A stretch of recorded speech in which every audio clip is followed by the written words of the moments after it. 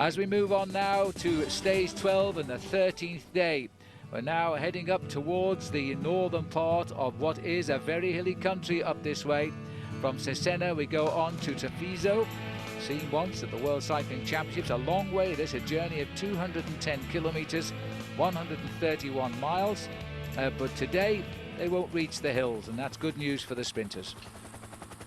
Yeah, but the hills are starting to loom on the horizon, and every day we go back up the little peninsula of Italy, we get closer to the Dolomites. But on every flat stage, it really is a dress rehearsal for Fassa Bortolo and Alessandro Petacchi. And there he is, Phil, right in the thick of the action once again. But it seems as if Domino Vacanze here on the front are trying to spoil the party. Well, the day dominated by a three-man breakaway, but it's all wiped out now. Scartelli, Steegmans and Regina put back in their place as the sprinters again are having their day, and Garzelli is going to sit at the back of this. Just look at that split there as they rejoin. They're all the way down the road here now, and they're all sitting on the back wheel of Fassa Bortolo as Alessandro Petacchi now looks to make another stage victory. His teammates are in control once again as we head right into the outskirts of Treviso. They're all over the front end of the main field. They're in around about 6th or 7th position. Alessandro Petacchi slipping back just a little bit. Robbie McEwen right in there on his wheel. Olaf Pollack. Oh, look at that. That's a little bit of nastiness coming in there. You know what? Robbie McEwen might be a small bike rider, but when you bump into him, he certainly doesn't move very much. He's an amazing rider. He's so slight, and again, a little bit more bumping and barging there as the riders try to position themselves at 2 kilometers to go. Alessandro Petacchi, as always at this stage of a flat finish, is the man to beat. But there's a rush coming on his left there now from Phonak, and Phonak trying to move up their man now. It'll be Alexander Usov. There's Naudos coming onto the wheel there. It's almost confusing to look at those two jerseys. They are very similar in colour. One's the champion of Latvia, the other is the leader of the points competition, Alessandro Petacchi. You know, it seems as if they're losing a little bit of firepower at the front here, Fassa Bortolo, because there's an awful lot of confusion just behind them. Well, this is going to be a great finish, one way or the other here, as the whole pack are boring down on it. The boys at the back out of it now, just happy enough to get in with hopefully the same time as the men at the front. There shouldn't be any change in the overall lead, because this is going to be just a matter of the sprinters. Well, Freddie Rodriguez up there, but slipping back just a little bit inside of the red kite now. 1,000 meters to go to the finish, and once again in the final kilometers, Fassa Bortolo taking up control. Alessandro Petacchi on this long stage now is looking for another win here, and as he moves up third wheel, it's a routine finish for him now. He's got the right place, and again Brad McGee, dead centre of picture, is beginning to look like a challenger, trying to move on the far right. McGee goes round the debris and races back up to the back wheel. Pollock is buried a little bit in the centre of the peloton. But now Petacchi is fourth wheel in line here, and it's McGee who is leading out for it.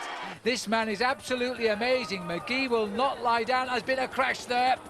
I think it might be Marco Zanotti who went down. It was a touch of wheels and he's out of it. It hasn't disturbed the rhythm though. Alessandro Petacchi just goes for the line now, being challenged again all of the way by Robbie McEwen and not making it. Well, I tell you what, that is unbelievable. There was a little bit of a touch of wheels. I didn't see exactly how it happened. I think it was Zanotti who went down quite hard. It didn't affect the front end of the sprint, but there you can see it's Maschiarelli who's gone down. But I think his teammate went down as well, Zanotti. Well, that's a shame. Just looking to see if he's okay there. Maschiarelli also looking down. It looks like it might be Zanotti on the floor. Well, that's a shame. But this is all happening after. As we look down the finishing line there, Alessandro Petacchi now is doing wonders here with this race. He won stage 1, he won stage 4, he won stage 6, stage 8, stage 10. Well, he can now add stage 12 as well, and it is Zanotti on the floor. Yeah, he went down pretty hard. I think he was just trying to go around through the outside, and let's see if we can see it from the air. You can see the bumping and barging that was going on there was absolutely phenomenal, and it was just over on the right-hand side. Zanotti seems to have bumped into the side of the road there and the crash barriers. He didn't take anybody else down at all, but that was certainly an argy-bargy sprint as they came up to the line. But once Alessandro Petacchi gets into the swing of things, look at the way he's just looking back at Robbie McEwen there, saying, come on, I've got a lot more gas in the tank if you want to try and challenge me. But Robbie just didn't have it. No, and Robbie's not going to be happy with that, but he's still in the race. There's still more chances to come. Tomorrow, of course, is the individual time trial, and there might be changes, but today there won't be any. Brad McGee, the cheek of the man leading them out. Watch the left of the picture there. He ran out a road, clouted the barriers. He went down very, very heavily on that right shoulder. The amazing thing was that when everybody is alert like this, very often you find a situation where only one rider goes down. He went into the side of the road. He was unable to correct it at all. And as he comes up to the finish line, it looks as if somebody's left a hat in the middle of the road there as well. Doesn't affect Alessandro Petacchi. Look at this. This is poetry in motion this man has here. He is very resemblant of the way that Mario Cipollini used to sprint. He sprints from the front. Looks like him. He does, and it's like a drag strip. He's just got the power. Once you get, look at that. Hello, any chance of coming by? No, not today. Thank you very much, chaps. And there he goes. Gets himself another win. Yeah, that's amazing. McEwen well beaten again there by Alessandro Petacchi. Can't stop winning at the moment. There's the results, and McEwen, Usov getting in third, Klemenchik fourth, Olaf Pollock, he's right up there again, crossing the line in fifth place. But here is the happy man of the moment, Alessandro Petacchi. He's landed it right every time, and he'll thank his team for that. Overall, there'll be no change at all, though. 16 seconds the gap. It's Cunego to Simoni. Small time bonus in the favour of Cunego, helping him there. Pelazzotti is third. But the time trial could now change the situation. So, will Damiano Cunego be able to hang on to pink when the race of truth starts next? Well, it's been a long time in coming. The first long individual time trial of the Giro d'Italia, and indeed the only individual time trial. Stage 13, we race around at Trieste. 32 miles, 52 kilometres, and most certainly the race of truth, especially because at the top of the overall classification, seconds are still deciding the destiny of the Maglia Rosa. This looks like McGee setting us off here. Brad McGee, there's the time to beat. Our old friend Bruchegine has finished with 1:7:29. McGee, I think, is going to better this. He should do. His time checks were that much quicker out on the course. And he's going to be just around about a 1:07, but it's going to be a better time by about half a minute, I would think, on Bruchegine as he comes up. Brad McGee continuing his form that he found in the prologue way back now in Genoa, heading up to set the leaderboard time, and it might stand as well, but he needs a big effort. It's been a tough ride today for Brad McGee, looking for a high finish when we get to the end in Milan. He takes the lead, 1:7:03. Well, it's been a very strange weather conditions on the course as well, as McGee now posting the fastest time, but there's some very fast men still to come. It's a very important individual time trial for a lot of riders here, like Cunego, Simoni, Gonchar. They're all in with a very good chance of changing the overall classification. A 26-second beating there of Bruchegine. And this is the last man to start in the pink jersey. A lot of pressure on the shoulders here, Phil, of Damiano Cunego. And it is rather strange because on certain parts of the course, it's reasonably dry, as we see here. Now, this is an unbelievable time, and this is one that we did not really expect. Popovic going through there at the intermediary time check with the fastest time. That's put him right on top of the leaderboard. You know, he could be a candidate for that Maglia Rosa here, being worn by Cunego. If he can keep that going, this is the situation. Sergei Gonchar is coming through, has gone through in 42, and Popovic continues to set the trend at 30 kilometres. It's going to be a tight finish, this one today, and Popovic is looking for pink. There's no doubt about that. Absolute motivation for him, and he's not really a man who's reputedly been a great individual time trialist in the past, but he's obviously worked at that, and he's obviously thinking here that he's got a very good chance of taking the overall lead here in the individual time trial. We don't have any reference points at all really on Damiano Cunego in the individual time trial, and strangely enough in Italy they don't ride very many time trials throughout the year, except at the Giro d'Italia. Last year he lost an awful lot of time, but he wasn't riding high in the overall classification. At the moment Cunego's down at almost a minute on Popovic, and that would certainly see the jersey swing away from him. He can't afford to lose that much, so he's going to need to pick it up. Simoni coming up to the 30-kilometre check, and as you can see, not having a great ride. Simoni not noted for his time trial ability. He tries to hang in. Remember when he won the Tour last year, he threw away many minutes in the last time trial, and it didn't matter as it happened then, but this time might be different. Well, he's not really a great individual time trialist, but what he does have to do is make sure he doesn't lose too much time. And this, I would say, is a respectable time by Gilberto Simoni, going through there at 9th place, just 1 minute and 7 seconds slower than the man who has gone through Popovic, and that is a fair reference, and he's also not too far off the time of Sergei Honchar. Well, let's see, the big crunch will come when Cunego gets to that point. At the moment, there's his situation, the clock ticking away. He's 37 minutes into his ride, which puts him around about 5 minutes away from the checkpoint at 29.8 kilometers. He's looked good, he is strong, he's got great form, and we'll see what he can do. Let's go to the finish as Vladimir Belly comes in, always a safe bet. Olaf Pollock, who was second in the opening prologue, sits there in 7th place at the moment. Belly isn't going to challenge him here. He drops down there, just coming up to the line now, and he'll drop in for the moment in 10th place. 10th place, a respectable ride by him as well. And out on the course, Stefano Garzelli looking very good on his machine. He spent a lot of time throughout the winter months trying to find himself an aerodynamic position. And another man who spent a lot of time and money trying to improve his time trialing ability, Jaroslav Popovic. Many people feel that this man can win the Giro d'Italia this year. And if you look at his time trialing position there, he's actually changed it quite a lot. He's sitting far forward on the point of his saddle there, right in the middle of the handlebars in a very aerodynamic position, and the times are reflecting, because at the 29-kilometer point he has the fastest time so far. And he looked very strong there too. Pelazzotti not challenging the leaderboard here. He's going to lose a little bit in the overall situation as well now. 1:13 conceded at this point at the moment to Popovic, and there is the man setting the trend just now, former world champion under 23. You can see the rainbow marks on his sleeves of his racing jersey there. He looks very good, and he's settled down very nicely. This is going to be one of the rides of the life, I think, for him. Well, this is not a great ride by Damiano Cunego, but as I said before, we don't really have that much reference of this man's time trialing ability. He's never been in a position like this before. He's gone through 1 minute and 19 seconds out of the time of Jaroslav Popovic, and also outside the time of his team leader, Gilberto Simoni. Yeah, well, that was about, we had just on a minute on the last time reference we had, so that's about right. He's losing ground steadily here. And not even the wearing of the leader's jersey inspiring to pick up something special. These roads too, you've got to be very careful. They are slippery, these sharp bends, you can't overcook it, because a second try to be saved could be 10 seconds lost if you fall. McGee on the leaderboard, but it looks to me as though Sergei Gonchar is going to change this as he comes off this corner. He's going to challenge Brad McGee, and with still half a minute in hand, I think it'll be enough. It won't be a huge difference, but it should be enough as he comes up to the line. The former world time trial champion is #1 at the finish.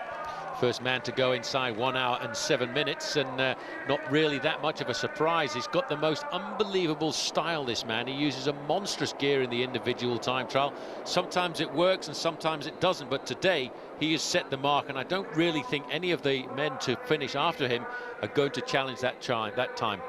Well, he came good at the right time. He was not amongst the leaders until he went through first fastest at 44 kilometers, and he's held it clearly to the line there.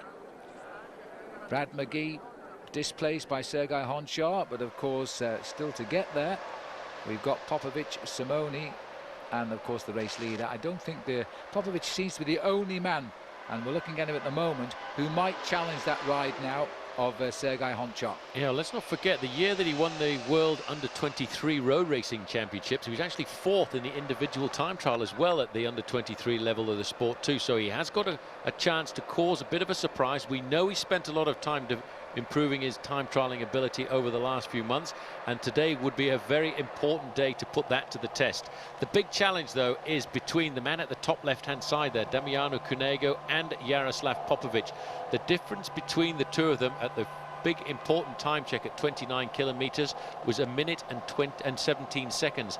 It could change on the run-in, because the run-in, in fact, over the last 10 or 15 kilometers is rather difficult and might tip the scales back towards the advantage of Cunego. That's right, we go out up the coast there, we come back through the foothills, and a bit of a bumpy old approach to the line. There's Gilberto Simoni, 56.31, so he's not too far away from the last check before the finish at 44 kilometers, maybe 2 minutes or so.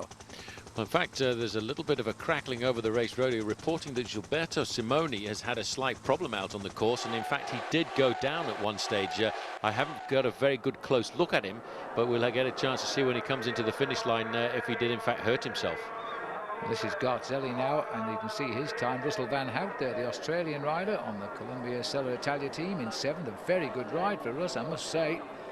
And he's going to be quicker, I think, than Garzelli, which says a lot for the young Australian, because Garzelli is still not showing us the sparkling form he's going to need over this last week of the Giro d'Italia. He's now slipping out of this, rivaling the time of Olaf Pollock. That'll be too quick for Garzelli as well. As he continues now, it's a long way to the finish for Stefano Garzelli today. Not a good ride at all. It's unlikely to remain him as a challenger on the top of the leaderboard. Only 11th place, with the big names still to come in. Popovic, well down in that aerodynamic position, is looking an awful lot better than he did 12 months ago in the individual time trial. And let's not forget, on that occasion he rode himself up to 3rd place in the overall classification. A good ride here this afternoon could put the pink jersey onto his shoulders. Well, this is Popovic now on the side of the seat, still holding an excellent style here and a lot of strength coming through those legs. So we're waiting for his time at 44 kilometers, and that is going to, he's looking for the time that should be close to Sergei Honchar. He's got the best time there so far. This is Figueras coming in. He too has done a ride inferior to Van Hout, which I think must be going down as Russell's finest ever time trial, coming through the Giro d'Italia, looking strong. The arrival in of Figueras, who early on was a potential man for the pink jersey. I think that opportunity has certainly slipped away for good now, because he's slipping out of the top 10 with this ride here. Yeah, but he's doing a fairly respectable ride for this man who a few years ago was the winner of the Tour de Langkawi. He's going to keep himself up in the top 10 or 15 in the overall classification, and there's still an awful lot of mountains to come. What these men like Figueres, Gilberto Simoni and Damiano Cunego have got to do today is to make sure they don't lose too much time to the big challengers like Gonchar and Popovic. And Figueres keeps inside the top 20 there with a 16th place finish, and I don't think he'll be too disappointed with that. But this man, I think, has got a very serious chance here, Phil, of in fact causing the great big surprise. Well, we never saw Popovic go through that check at 44, but he's went through with the second fastest time of 58.48. Slower than Gonchar, but quicker than anybody else. So let's see now if he can hang on here. He's not going to beat Gonchar, and he's not, no, he's Bradley McGee either. Got to get in quickly. Slot in here with a 3rd best time. Well, you know what, he's actually faded over the last few kilometers. He's gone out very fast. He's set the fastest time at 29 kilometers, but a time trial is all about dosing your effort. 3rd time for him, but what's important now is the time of Damiano Cunego when he comes up to the line, because we could see a change in the overall classification, and I have a feeling with that ride this man might just have done enough to get himself the lead. Well, he's ahead of Simoni, probably by, oh, it's hard to say. It was over a minute at the last check. So he's got all the time he needs on Gilberto Simoni. Here is Simoni. The road's drying out a little bit for the finish for him. And Cunego is behind Simoni by a few seconds, so it's looking very, very good that Jaroslav Popovic could become the 5th leader of this race this year. Here comes Simoni now, and as you can see, he's out of it.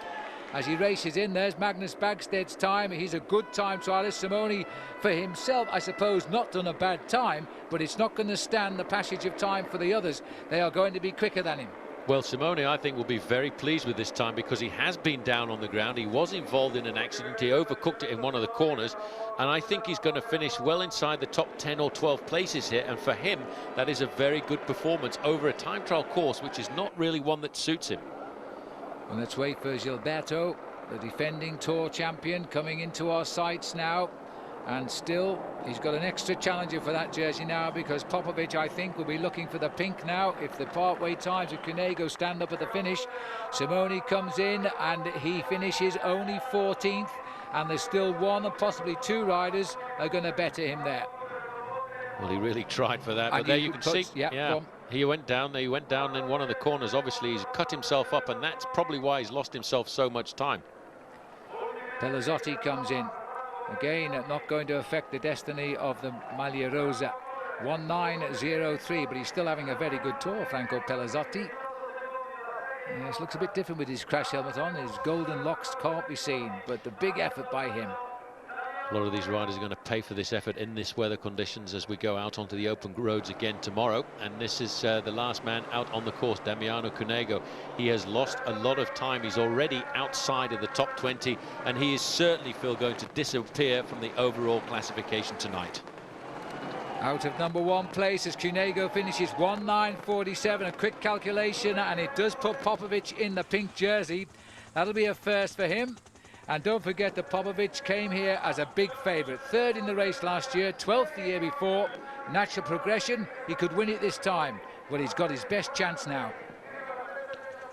There's the result for you. Former world champion Sergei Gonchar gets the win, 1:6:45, the only man to beat 67 minutes.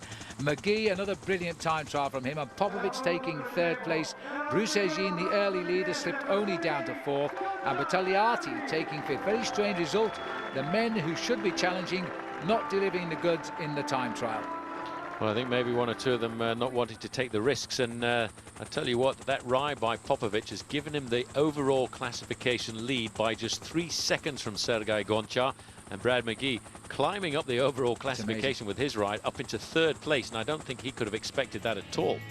And neither did we, in fairness. 3rd place overall at this stage, with now 7 days of racing to go. We do have the rest day in the middle of those 7 days, but they are rather a violent 7 days as well. It's going to be a tough race now as we pop today through Slovenia into Croatia.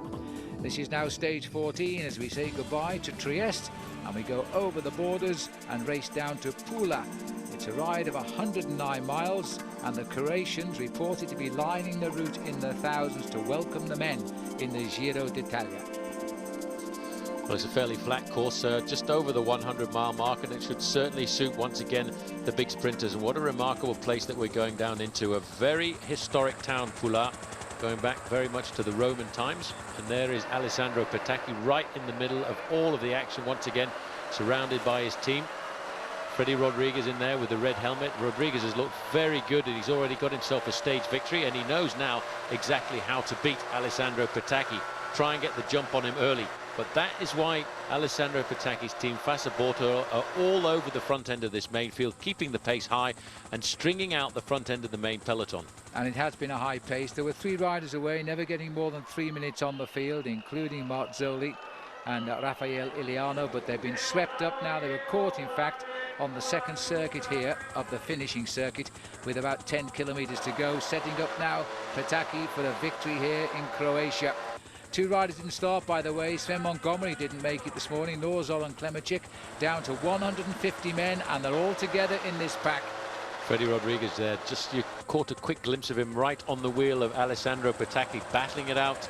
And it looks as if that may well be the sprinter from Acqua Saponi, who is up there as well. And it's a very difficult battle to get onto the wheel of Alessandro Petacchi. I think the sprinter there from Acqua Saponi was Vincenzo D'Amore. Well, he's been spinning extremely well. He's got the lead back now in the Inter-Giro competition of Perez, and that was his main objective. Now he can perhaps concentrate on the sprint victory as well. Yeah, Freddie's right up there with his teammates. It looks as if there are 2 riders up there for Acqua Saponi. There's Freddie. Right on his wheel is Vincenzo D'Amore. They may well try work something out together, and you can see how the pressure on the front end of this main field has really stretched out the peloton. And once again, it's down to Marco Velo in 1st place. Oh, there's somebody gone down. That was a nasty bounce. Nasdux is certainly one rider who's hit the barriers there as well. He always seems to be in the wrong place, that rider. But again, and this is the 3rd time I've had a crash in the finishing sprint and seen Petacchi spring away, never flinching and going for it. And this time Petacchi runs again. Fred Rodriguez has tried. This time he couldn't better him. Petacchi gets his 13th ever stage win in a Giro d'Italia, and I can't believe it, Paul, but that's his 7th here this 2 weeks rather. Well, I'll tell you what, I can't see anyway. Let's just have a look at how that crash happened there. It went very hard indeed, and I think that was one of the sprinters from Dinardi who went down. It was a Dinardi rider for sure. And that would probably have been Alessandro Vanotti who went down quite hard there in that corner. But, of course, at that point, Alessandro Petacchi was already in the lead. He was being overtaken. He was overtaking his teammate there, Marco Velo. And you've got to say, Freddie Rodriguez is looking for another victory here, because Freddie Rodriguez has got the challenge there. He comes up to the back wheel of Alessandro Petacchi. Petacchi just has time to look back and say, that's another big win for me. It's the old story. When Fred won his stage, and he congratulates Petacchi there. When Fred won his stage, he hit him before he started his sprint and he held on. This time, he made the mistake of allowing Petacchi to start the sprint, and if he starts the sprint, there's nobody ever gets by him. Oh, a nasty old prank, that. Yep, and it was Nauda's getting involved in that, but it wasn't him who caused it. He just happened to be in the wrong place at the wrong time, and really was a faster corner that everybody was taking there. They knew they had to take it full on. Damiano Cunego is a little bit further back. Popovic in the pink jersey is also riding very close to the front, and it looks as if somebody there has got a mechanical incident too. Yes, he just come off that corner. The road, you can see, still a little bit greasy there from the rain, which thankfully drying out. It's all back from Croatia via Slovenia, back into Italy on tomorrow's stage. A massive distance too. But this time, enjoy the moment. Alessandro Petacchi, 13 stage wins in his own history now of the Giro d'Italia. He's starting to build. It's a while to go to catch up with Mario Cipollini, but you know, he's still got a chance of setting a post-war stage win record here if he can get 9, and it's not too much to ask. There are still possibilities for Petacchi, even though it's going to be a big battle for the overall in this last week of the Giro. There's the stage result. Freddie Rodriguez of the USA getting second. Marco Velo, Petacchi's lead-out man, hanging on for third. Poor old Olaf Pollock. He's hitting those top 5 places all of the time. He hasn't got the big one yet. But overall, there has been a change. The 5th time since this race began in Genoa. And it is now Jaroslav Popovic from the Ukraine who is in charge of the Maglia Rosa. And Honchar comes up into second, and Brad McGee is there in third. Cunego goes down to 6th at 1:48. Now, will it all change today as we go on? Stage 15, back from Parenzo to San Vendemiano. A massive distance as we return now from Croatia to Italy. 234 kilometres. That's 147 miles. This again is a gentle return before we start climbing. And, well, I'm not going to say it again. Well, why not? It could be another day for Petacchi. It could be. Well, look at this battle going on in the blue jersey there, the leader of the Inter-Giro classification. That's Crescenzo Demori, just banging the shoulders of another rider there. Everybody battling to stay in contact with the Fassa Bortolo lead-out. This is the longest stage of the Giro to date, 234 kilometres, almost 150 miles of racing. And it looks as if somebody from Aqua Saponi is pulling out there. Freddie Rodriguez up at the front end of the group again. I think now starting to ride into the form that he had a couple of years ago. And Robbie McEwen there, Phil, is really not too far away either. Well, this has been a typical race again by Petacchi. He's mustered the troops. He's put them on the front. He's controlling the speed. It hasn't been a great day of racing. There was an early break of 4 riders that went after 34 kilometres today. But they've been wiped out now. And they more or less stayed in front without gaining a lot of time. They did gain 10 minutes about midway, but in a long stage like today, 10 minutes is not enough for a rider out front. But I have to remind us all that Russell Van Hout was one of the riders in that breakaway after his magnificent time trial yesterday. Oh, you see, Aqua Saponi here have got the idea. Now they know exactly how they can beat Alessandro Petacchi. They've tried to actually confuse his lead out there. Dario Cioni has gone to the front, and look at this. We've got 2 teams in 2 long lines trying to lead out the sprint, but Aqua Saponi there on the right-hand side do not have the power of the team that is dedicated to Alessandro Petacchi. In fact, they've lost 2 riders already. Freddie Rodriguez on the right-hand side in 3rd place on the wheel of his teammate Crescenzo Demori, and on the left-hand side the Fassa Bortolo Silver Train. It's one-on-one on opposite sides of the road. Pick your train, jump on, and let's not stop before the finish. The finishing straight today in San Vendemiano is in fact the same finish used for the Italian Road Race Championship a couple of years ago when Salvatore Camesso was the winner. And I honestly don't know if Petacchi rode that championship, but if he did, then he knows the finish pretty well. Well, his team should know the finish because most of the guys were in that Italian championships, and they've got control once again. They are a fabulous team. They are completely and utterly dedicated to just one man, and over the last few kilometres they're always at the front end of the main field. There's Fast Freddy there, number 16. Excuse me, Mr. Pollack, could you just get off the wheel that I want there? There's a lot of bumping and pushing to try and stay in. And nowadays, the helicopter shots are so clear that I'm fairly sure the judges are keeping a very close eye on some of these manoeuvres.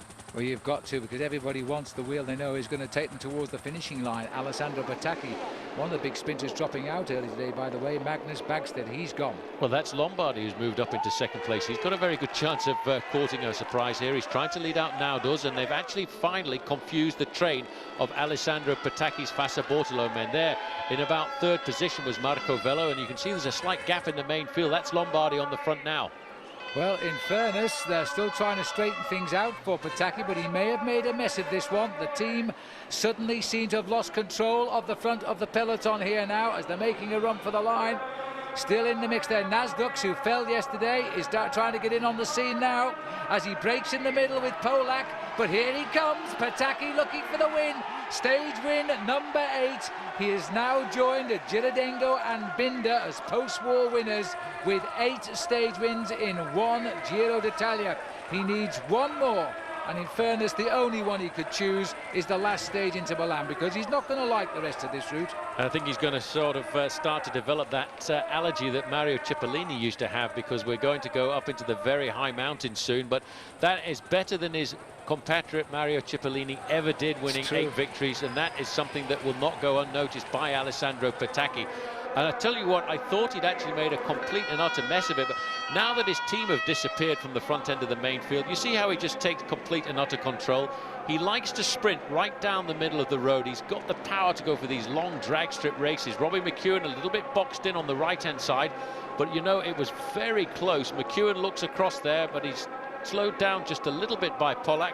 And once again, Alessandro Patacchi showing a very clean pair of wheels to everybody else in this bike race, throws it to the line, win number 8, and I'm sure now, Phil, he's going to be dreaming of surviving through the mountains.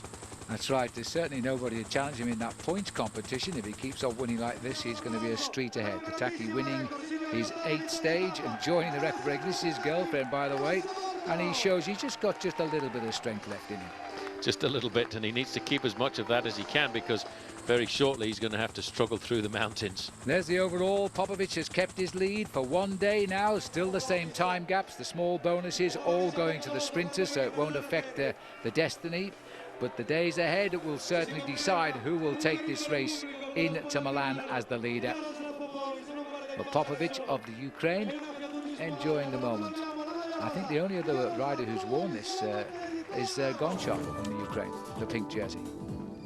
Here we are. Let's move on now. Stage 15, Parenzo is, let's move on now to stage 16 as we go on now, as we leave San Vendemiano, as we head toward Falzes.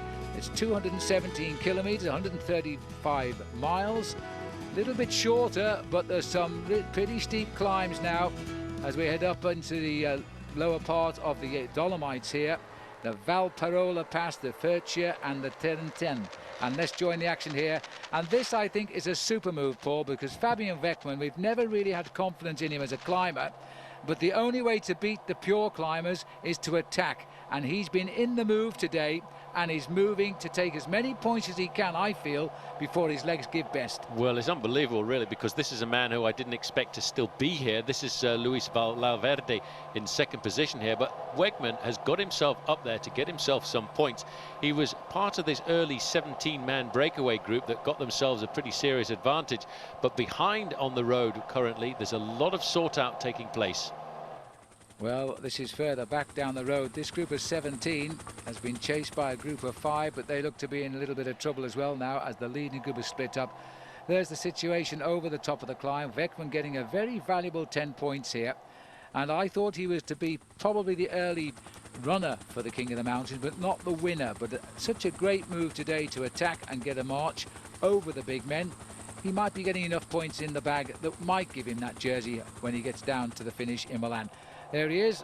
Good ride by Fabian Weckmann. That, I think it's nearly enough all over now. He's waiting for the remnants of the breakaway to catch up. There's nobody going to rip the legs off in this breakaway. The nearest man to the overall is Luis Laverde of Formaggio at 9 minutes and 6 seconds. Now we're on the second climb here. This will be the Valparola, I think. And a little bit of a change here now. No, this is the Furcia, because this is Nicky Aebersold at the front. Well, Nicky Ebersold has promised to do something good here for Team Phonak. Phonak are looking forward to participating in the Tour de France this year. They've built themselves up to be a participant in the Tour de France, and they're hoping that they've got a great challenge later on in the season to Lance Armstrong. There we're looking at the front end of the main field, which has certainly started to see a lot of riders putting pressure on. There was this is Cunego. They're beginning to inch into the lead now, because the gap was around about 10 minutes and not more than about 30 kilometers to go. And we haven't had a time check more recently than that, but it looks to me now as though this is a very select group, and rather everybody seems, and I don't see Garzelli in this group either. As we look down on the pink jersey there, Popovic doing well. His main rival Cunego Simone are here. Well, Simone is in that group with the Maglia Rosa, but actually just off the front and only just escaping a few moments ago. Damiano Cunego there he is. Has really put the cat amongst the pigeons with this move. There's a little bit of a chat between Gilberto Simone and the team management behind, but this is a very brave and strange move by Damiano Cunego. It's a long way to go to the finish, but he's now, I think, trying to put the pressure on Popovic. This is Iliano here. He's in the remnants of the 17-man breakaway, and that's Luis Laverdi, who's done himself a little bit of a good turn today. He was best placed at 9 minutes as he starts to sprint out here for a place over the top of the climb behind Ebersol. Ebersol's gone through, still clear. Laverde second, Alexander Moose is the rider. This is Ebersol, who's leading the road at the moment, or leading on the road. He's not leading the race, of course, overall. He's a long way from doing that. Well, Ebersold is making a very brave move, and over the Passo Furcia he had a fairly good advantage over the remnants of that group. But I think what is interesting here is the fact that Damiano Cunego has actually taken the race by the horns here, Phil, and gone out to try and pull himself up to this group of counter-attackers. And what is going to be very interesting is to see how Jaroslav Popovic can respond, because although we regarded Popovic as a challenger to win the Giro d'Italia overall, the one thing that we did say about him before the start was his only weakness is his team. He doesn't have a team around him who can support him in moments like this. Well, this is the action now on the last climb of the day. Once we're at the top of it, it'll be 10 kilometers to the finish, and the situation is changing quite quickly here. It looks to me as though the Seiko riders are having a little bit of trouble. This is number 9. This will be Andreas Tonti, who's ridden a great race, as I said earlier, as a domestique, but he's done his pacemaking now and he's fallen away. Julio Perez is still up there. First time of any form at all we've seen for Julio this time around. Well, you know what? This is rather an interesting situation here, because one of the riders from Seiko who was in that front group has sat back and waited for your man here, Damiano Cunego. Yeah. And what he's trying to do is pace him back into the event. They're joined there by Nocentini, the rider from Acqua Sapone. In fact, it's not Nocentini, it's Marzoli who was in that leading breakaway. Now, this is the master plan here this afternoon by Team Seiko. They had a man in the breakaway early on. They had Andrea Tonti in that breakaway as well. And that, I think, is why we're seeing the Seiko riders dropping back. They've had the information that their man is coming across, and they're now trying to pace him into that break, which was a very large break of 17 riders at the start of the day. Well, on what is a very nicely surfaced climb here, this is the remnants of the breakaway. Julio Perez just finding his legs at last as he tries to sprint away. Well, that's Manzolini. He was in the breakaway. Now, where is he now? That's the thing. I think he's dropping back. No, he's dropped back and waited for Cunego, helped him as much as he could, and now he's spent force and he's left Cunego to ride across. You see Cunego slowly but surely is picking up all of the riders who were in this early breakaway. Look at this here. He looks across and says, go for it, mate. I've done as much as I can. I've been in the break since the 21st kilometre. It's up to you now. Now, this will put serious pressure on the other men in the race. Riders like Popovic, who started the day in the pink jersey, now has got to chase, and he hasn't got any teammates with him to help him. You see Battagliati here, who was also in that original break of 17, coming backwards. Cunego, he's got us just glued on his back wheel there, Ruggero Marzoli, but I don't think anybody can work with this man. He's picking off this breakaway one by one. He's got away from the main peloton, from the remnants of the main peloton. Simone has seen this man fly as well. Charlie Wagelius is now trying to hang on to him. It'll be a most unpleasant experience, I can assure you. This is Nicky Ebersold, but he is now also showing signs of tiring.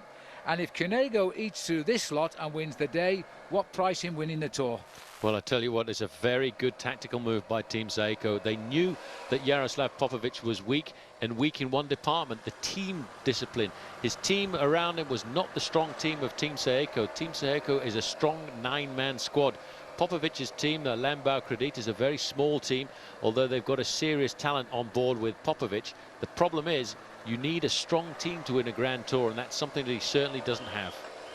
No, and Zaeko have got 2 possible winners, and it's still unclear as to which one wants to win or which one is going to win the Tour, because it's looking that way right now. Just looking down there, we saw Bertolini setting the pace on what was left of that group. Fortunato Baliani, he was also up there. He's gone. This fella is just ploughing up this mountain. He's eating them one at a time and spitting them out of the back. There's the transponder on the back of his bike. That gives us the result as quickly as you like straight after the finishing line. It's also used to time some of the King of the Mountains as well. Looking further back here, you can see the remembrance of this group. They are splitting to pieces. They started as a 17-man group with 21 kilometers to go, and I tell you what, they're not very far behind Nicky Ebersold, who is not enjoying this climb either. 15 kilometers to the finish, 12 kilometers to the top of the final climb of the day. Well, I'll tell you what, I think that's Cunego. Somebody's running alongside this group that's coming up so fast. No, it's not Cunego. Cunego, though, is just behind because he started to pick them up. Right in the distance has got to be Nicky Ebersold. This is an amazing ride. This guy has cut through the field. He's had to pull back double figures in minutes to get up to the leaders. It's a very brave move by a man who was very high up in the overall classification. You can see there Iliano. You can see Laverde. Looking back there, you can just see the red jersey coming through the field, picking them off one at a time is Damiano Cunego, riding himself back up into a high place in the overall classification of the Giro d'Italia. Testa della Corsa, that is the front end of the bike race, so they've picked up Nicky Ebersold. Minute 48 was what Cunego was behind Popovic. He's away from Popovic at the moment. We've no time check on him at all. Once they hit the top of this climb, it's 10 kilometers to go to the finish, and it's 15 as I speak. So less than 10 miles to go to the line, and here he comes. He's left himself a chance here of at least winning the stage, if not taking back the Maglia Rosa. Well, that's Nocentini with him there in second position. And Cunego not asking anybody for any help at all here, just getting into his own rhythm. He keeps looking up the road every now and again to see how far away the rest of this race is, and he knows surely but swiftly he's going to pull them back into the fold. Well, Nocentini, it's a while ago. He was second in the World Under-23 Championships in 1998. No wins for him this year. Now's a good day to start. He's sitting behind a powerhouse here in Damiano Cunego. Look at this, Maglia Rosa Virtuelle. That means that currently he's ridden himself into the pink jersey position on the road. Popovic is more than 1:45 seconds behind. We don't have an official time check back to the Popovic group, but this man is doing a phenomenal ride. He's just picking off Oscar Masson there, who is in that leading group. There is the pink jersey surrounded by all of the other leaders, and once again, as the road tips upwards, Stefano Garzelli is under pressure, being helped there by Pavel Tonkov. And just behind him is Pelazzotti. There's Figueras, and these boys are losing ground today, and Garzelli is not enjoying this Giro d'Italia. When the chips go down, he goes out, and he's losing more time. Maybe our television director knows more than we do on the actual time gaps to put up that caption. Virtual leader, because it means he must have pulled back 1:48 on Popovic, which is amazing. And there's bonuses on top of the mountains for the first 3 as well. Only small, but they could count. And look at this now. He's getting a good look now at the end of this breakaway. These are the last survivors, led by Rafael Iliano, who's had a great tour. And now look at this as they all shout at each other. Cunego, you can almost feel the rush here as he goes straight through, doesn't look at them, and starts to patch up the gaps. Amazing. Well, we said this man was the revelation of the season this year, and he certainly has done an incredible job there. That's a very brave move when you're a young rider in the Tour of Italy for only the second time to go out and ride across a gap like that. That is pretty phenomenal. Now, Figueras, I think, in the group behind can see the weakness in 1 or 2 other riders, and he too is trying to ride himself up that little bit higher in the overall classification. It's a tough day in the saddle for all of these bike riders here, and they're looking over their shoulders saying, well, come on, let's chase down Cunego, but I don't think anybody can do it. And hats off too to Gilberto Simoni, riding shotgun there, second wheel, No attempt to counter the move of his young teammate. I just wonder what Simoni thinks. He's the defending champion. He's not being attacked by Cunego, but Cunego is taking full advantage of what he gets, and it could in the end result in the defeat of his team captain. Well, I tell you what they've done. They've put Popovic and all of the other challengers in a serious predicament here, because they know they have to chase down this man, Damiano Cunego. We don't know how he's going to handle the really high mountains, because, as I said in the time trial just a few days ago, we don't have any references about him in the individual time trial, because he's never really ridden any as a leader. He's never really ridden as a leader over the big high mountains. But what he's done today has shown that he's got unbelievable courage and the ability to take a massive risk. As the challenger in the team, he hasn't been really the one to worry about losing the race, so he's got out today and everything seems to be working out properly. And just look at those calf muscles. They look rather fit to me as he starts to pedal that bike in its lowest gear right now. This is not the high spot, far from it on the day's racing, but it is the most crucial of all of the climbs, because once over the top you're 10 away from the finish, so the effort is that much harder, although it's about 500-600 feet lower than any of the other climbs they've been over today. But still a lot of work here, and the passenger is still Rinaldo Nocentini, and I don't think Damiano Cunego is worried about that. Look at the face on Nocentini, gritting his teeth there. These boys are climbing fast now, the sun right on their backs, and with every pedal rev he is pulling away from the field. It could be his Maglia Rosa went out on loan to Popovic, and it might be coming back. It certainly could be. Nocentini is just very happy to be on the wheel here of Damiano Cunego.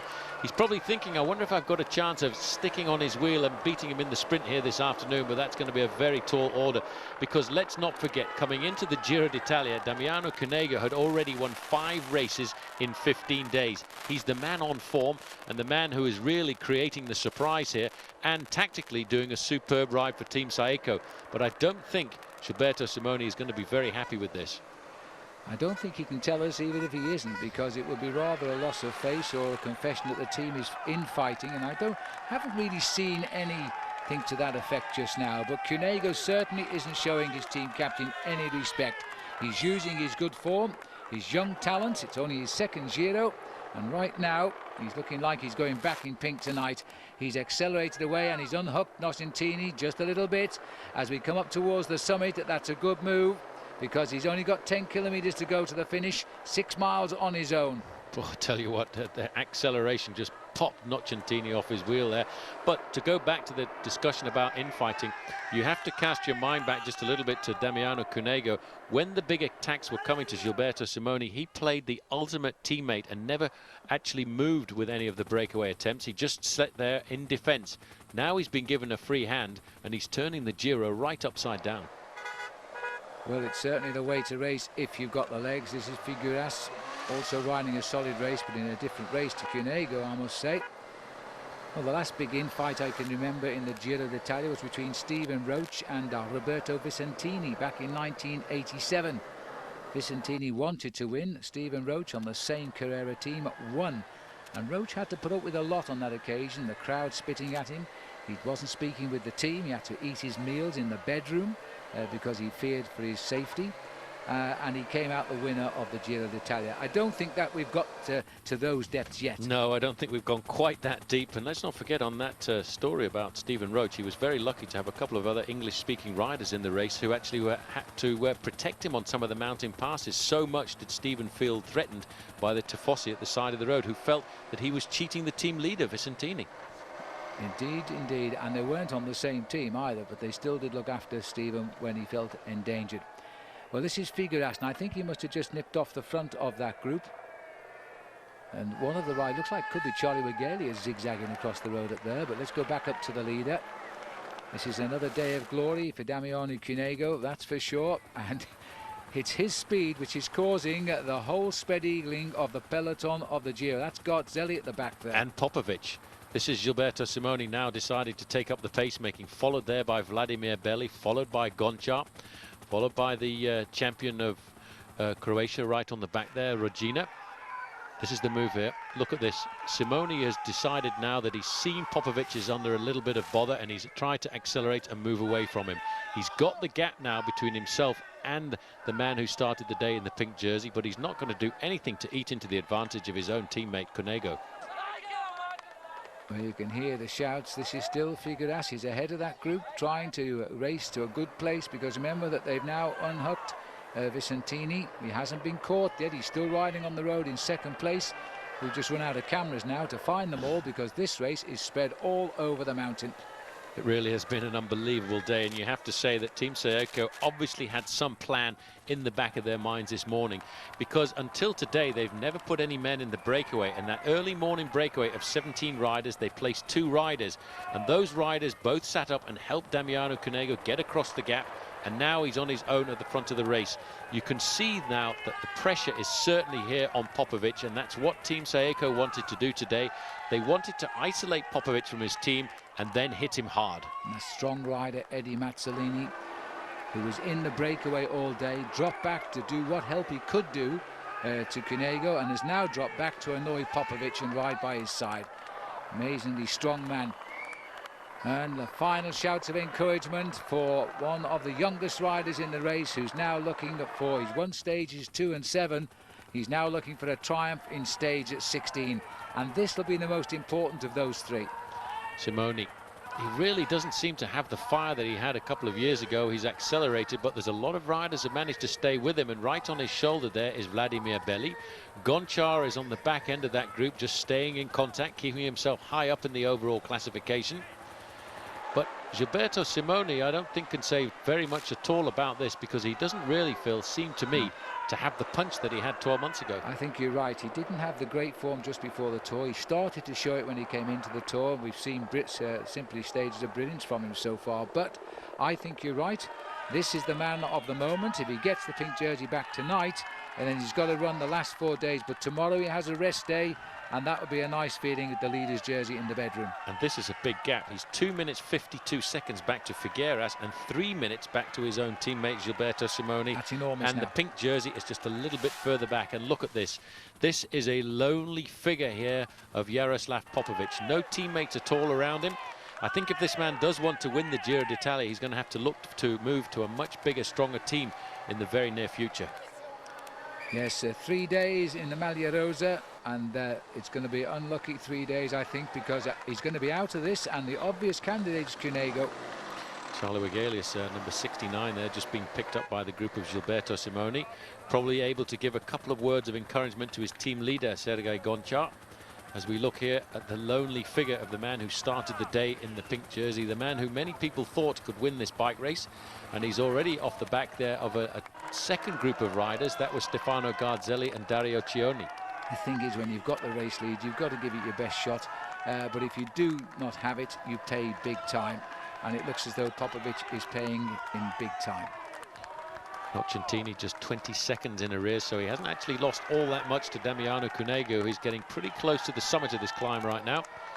And he might well appreciate the return of Nocentini over the last few kilometers, because it's not that easy, the running down towards the finish line. Although it is mainly downhill, there are 1 or 2 little undulations in it.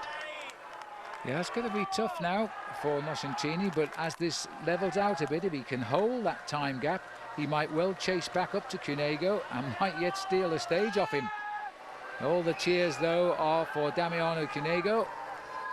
Just keeps his rhythm nice. He's looking for win number 8 of the season, and that would be far and away more than he's ever won. It's his 3rd year as a pro. He's only ever won twice before. Last year and twice the year before, 2002. So this year is already a huge success without becoming the next leader again of the Giro d'Italia. Heading up towards the top of the climb, maximum points for Damiano Cunego. He's not worried about that. Fabian Wegmans had a great day today, and he's increased his lead in that competition. But this rider here is now some way down and is losing a lot of time. 1:48 was in the pocket when he went out on the road today. He's lost more than that now. He certainly has. Now you can see this man Damiano Cunego, who himself was a world junior champion, getting into his rhythm, and the gap is starting to come down here to Nocentini. Though we expected a little reaction from him. He's limited himself on the climb, and now there's every chance, once over the top, he'll start to settle in again. Cunego, remember, is racing for the Maglia Rosa, and he's not going to try and save any energy. The stage win is secondary now to time. Well, that was Garzelli's group, and this man has certainly not given up. You know, as you were right, Phil, when you are the leader of a bike race like this, you cannot lay down the arms quite that easily. 10 kilometers to go for the man who leads the bike race. This is the chase group here, which is now down to 5 riders. That's Julio Perez in the middle. Rafael Iliano is in this group. But the man who is burning up the road is Damiano Cunego. And not too far behind him is Ronaldo Nocentini. Well, the lonely road of the Giro d'Italia on a decisive day here. The 217 kilometers taken to Falzes from San Vendemiano. There's Simoni, seems to be a captive of that small group of 5 riders now that have dispatched Garzelli into this group, and from that group they dispatched the pink jersey even further. I have a feeling that's all going to start to come back together here over the next few kilometers. A word from the team manager coming up alongside here. Just listening in. He's just explaining what the race situation is like over the next few kilometers, explaining that he's riding himself into the pink jersey. He's got a massive gap over the rest of the main field, and the fact that once these two groups get together, they are very likely going to slow down, because all of the big leaders are about to rejoin, bar one, Damiano Cunego. That's right, and he's battled his way to an advantage. That caption told us 6 days in the Maglia Rosa, 6 days already the leader. But remember, for the last 3, the jersey has been across with Popovic, and it's coming back. And so's the finish. 9 kilometers to go to the finish now. This is a huge move by Damiano Cunego. He is gaining time all the time on the pink jersey there of Jaroslav Popovic. I saw the yellow jersey. I'm just wondering if they've unhitched Garzelli. It wasn't close enough for me to pick him out, but that might have been Garzelli. Just on the front of that group with Gilberto Simoni is Charlie Wegelius, who is in the early morning breakaway. He's doing a fabulous job for his own teammate Sergei Gonchar, but it appears that Stefano Garzelli is certainly not enjoying the high mountains of the Giro d'Italia. But you could see that the pink jersey was starting to ride himself back into this race, and now if he can just recover as he gets over the top of this climb, he's just catching up there to the man in the yellow jersey, and I don't think that in fact is Stefano Garzelli. I think he had hair, didn't he? We had a helmet on. Yeah, that's true. Well, we'll get close, I'm sure, if Popovic can stay with that rider. Over the top, by the way, Nocentini has gone over the top in second, and Alexander Moose is still trying for a high finish in the King of the Mountains, has topped the pass in 3rd place. 8 kilometers to go now. Well, I tell you what, I don't think Nocentini is going to make the contact here. He was close for quite a while. He was hovering at 20 seconds, but now as we go over the top of the King of the Mountains point, it is actually starting to stretch out, and I think it's going to be a mano individual time trial for these two men down towards the finish. It's all downhill now as they race towards the finish, although the finish should have been at 10 kilometers to go, and they've just shown us 8, so that's a bonus for the riders. At least 2 kilometers passed by. Damiano Cunego now begins the descent. He'll take a few risks here if he has to. He doesn't want to concede now as they continue up the climb. 150 to go for the chase group. I don't see here Garzelli at all. That is Moose going through at the front, as we were told, but looking back now, there's nobody interested in chasing points. They're happy enough to just be here, I think. Well, that's the 3rd group on the road. 7 kilometers to go for the leader, Damiano Cunego. And it looks as if Popovic is starting to recover just a little bit as he gets to the easier slopes of this mountain. There, the cars are starting to be pulled by. There is quite a big gap there. There you can see the group that he's chasing. That in the far distance is the group of Gilberto Simoni and Sergei Gonchar. And this is the way the race is unfolding. They're coming back down the valley through Isengo, down into the finishing town of Falzes. And they're inside of 10 kilometers. There's Simoni sitting on the back. In front of him, Vladimir Belli. Sergei Gonchar getting a lot of help from his teammate there. But the gaps are certainly starting to open. Now there is the remnants of the early morning breakaway right in the middle there. You can see that group are about to get picked up by the group there of Gilberto Simoni. It's taken a while to pull them back, I must say. It's Battagliati who's riding there with the race leader, and that Garzelli is nowhere to be seen right now, and he's behind just about everybody of note. And certainly this man, as he continues to race down towards the finish, he's got himself into top gear now. And looking good. There's the view from the helicopter as we go around the rim of the mountain here with this small 2nd group on the road. In fact, this is the group behind the group, because we've seen Moose go over the top. That could well be, we're looking for the pink jersey going through here, but we're not going to stay and find out. The race director, or the television director, who's Italian, need I add, is much preferred to have a look at the whereabouts of Cunego. Well, we want to see the whereabouts of Damiano Cunego too. 34th overall in the Giro d'Italia last year. Only his second attempt at the Giro, and certainly this year he has really sprung to the top of the sport. Just 22 years of age. He was only 21 last year when he rode into 34th place. But this year he has certainly ridden with an awful amount of confidence. Looking back down the road, waiting to see what's going to come through the trees, and there is the pink jersey. And that's he is Tagliati with him, but doing no work to help him. He just knows the pink jersey has got to keep up with 100% of effort and hope he can close the gap. His immediate aim is to get back on terms with Gilberto Simoni, because I don't think anybody is going to get back on terms with this rider. Now, there's the situation. So the group containing Moose and Co at a minute 33, Simoni's group at 3:30, and Garzelli not with that group. Well, Garzelli not having a good time at all here in the Giro d'Italia. And this is second man on the road, Nocentini. He's got a very good chance of holding on to second place, but I don't think he's going to see Damiano Cunego at all over the next few kilometres, and all he can hope to do is hold on to second place on the stage. 5 kilometres to go, and at this speed it shouldn't take these riders very much more than around about 7.5 minutes. Julio Perez on the back there. Rafael Iliano on the front of the group. These are the chasers. This is the third group on the road, and not too far behind them at around about a minute is the group containing Gilberto Simoni and Sergei Gonchar. Well, they've done well. At one stage, this group of 17, original 17 that is, that got away after 21 kilometres, took a lead of nearly 14 minutes. To be expected, but over these hills, the chase down has not eliminated everybody in that group, and they could survive to be amongst the prizes today. The only man that's reached them, gone through them and ridden away from them is here in our picture on his own. 3 kilometres to go now, less than 2 miles to the finish. Well, there's no doubt he's going to win the stage, and the time games, if they remain the same, means he will get back his Maglia Rosa he lost to Popovic 3 days ago. And what a way to do it. It wasn't exactly as if it was given to him on a plate. He actually went out and wrested the pink jersey off the shoulders of Jaroslav Popovic. Looking down there, looks like the group of Figueras, who've still got a slight advantage over the Gilberto Simoni group. And I think Figueras has actually caught up with one of his teammates who was up the road just a little bit earlier on as well. So Figueras is actually doing a pretty impressive job here. He's got away on the climb. Oops a daisy, we're going down under now. Life in Australia as we come back the right way around. This is Nocentini, empty road ahead. One police motorcyclist looking after Nocentini as he continues towards the finish. It's going to be touch and go, because that group behind, which contains Giuseppe Di Grande, Iliano, Moose, Julio Perez, and I think Christoph Brandt of Lotto, aren't that far behind.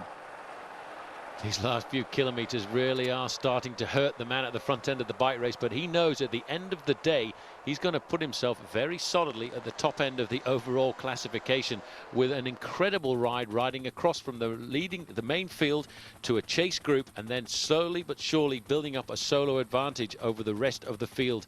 Let's have a look at the way the race is unfolding. This is the chase group now, looking a little bit further back. Well, the 4 chasers, still remnants here. This is Simoni's group now of 4, running at about 3.5 minutes down on the leader. And Simoni is going to have to concede surely tonight that he's going to have to work now for the young man Damiano Cunego, who at 22 is the next boy on the block in Seiko, and Simoni will have to take second place here. 1.5 kilometres to go, and a lovely finish for him now. Nice road, just been resurfaced for the Giro d'Italia, and he'll be counting off these 100 metres very rapidly in his mind. His body will now start to feel just a little bit of relief creeping in after what has been a very long escapade by this man. He's built up an incredible advantage, and just look at that pollen coming across the road, the seeds of grass that are being whipped up, probably by the helicopter that's flying very low, not too far away from the finishing line. Well, this is all good news now for Cunego. A rest day tomorrow. The pink jersey looking safe on his bed tonight.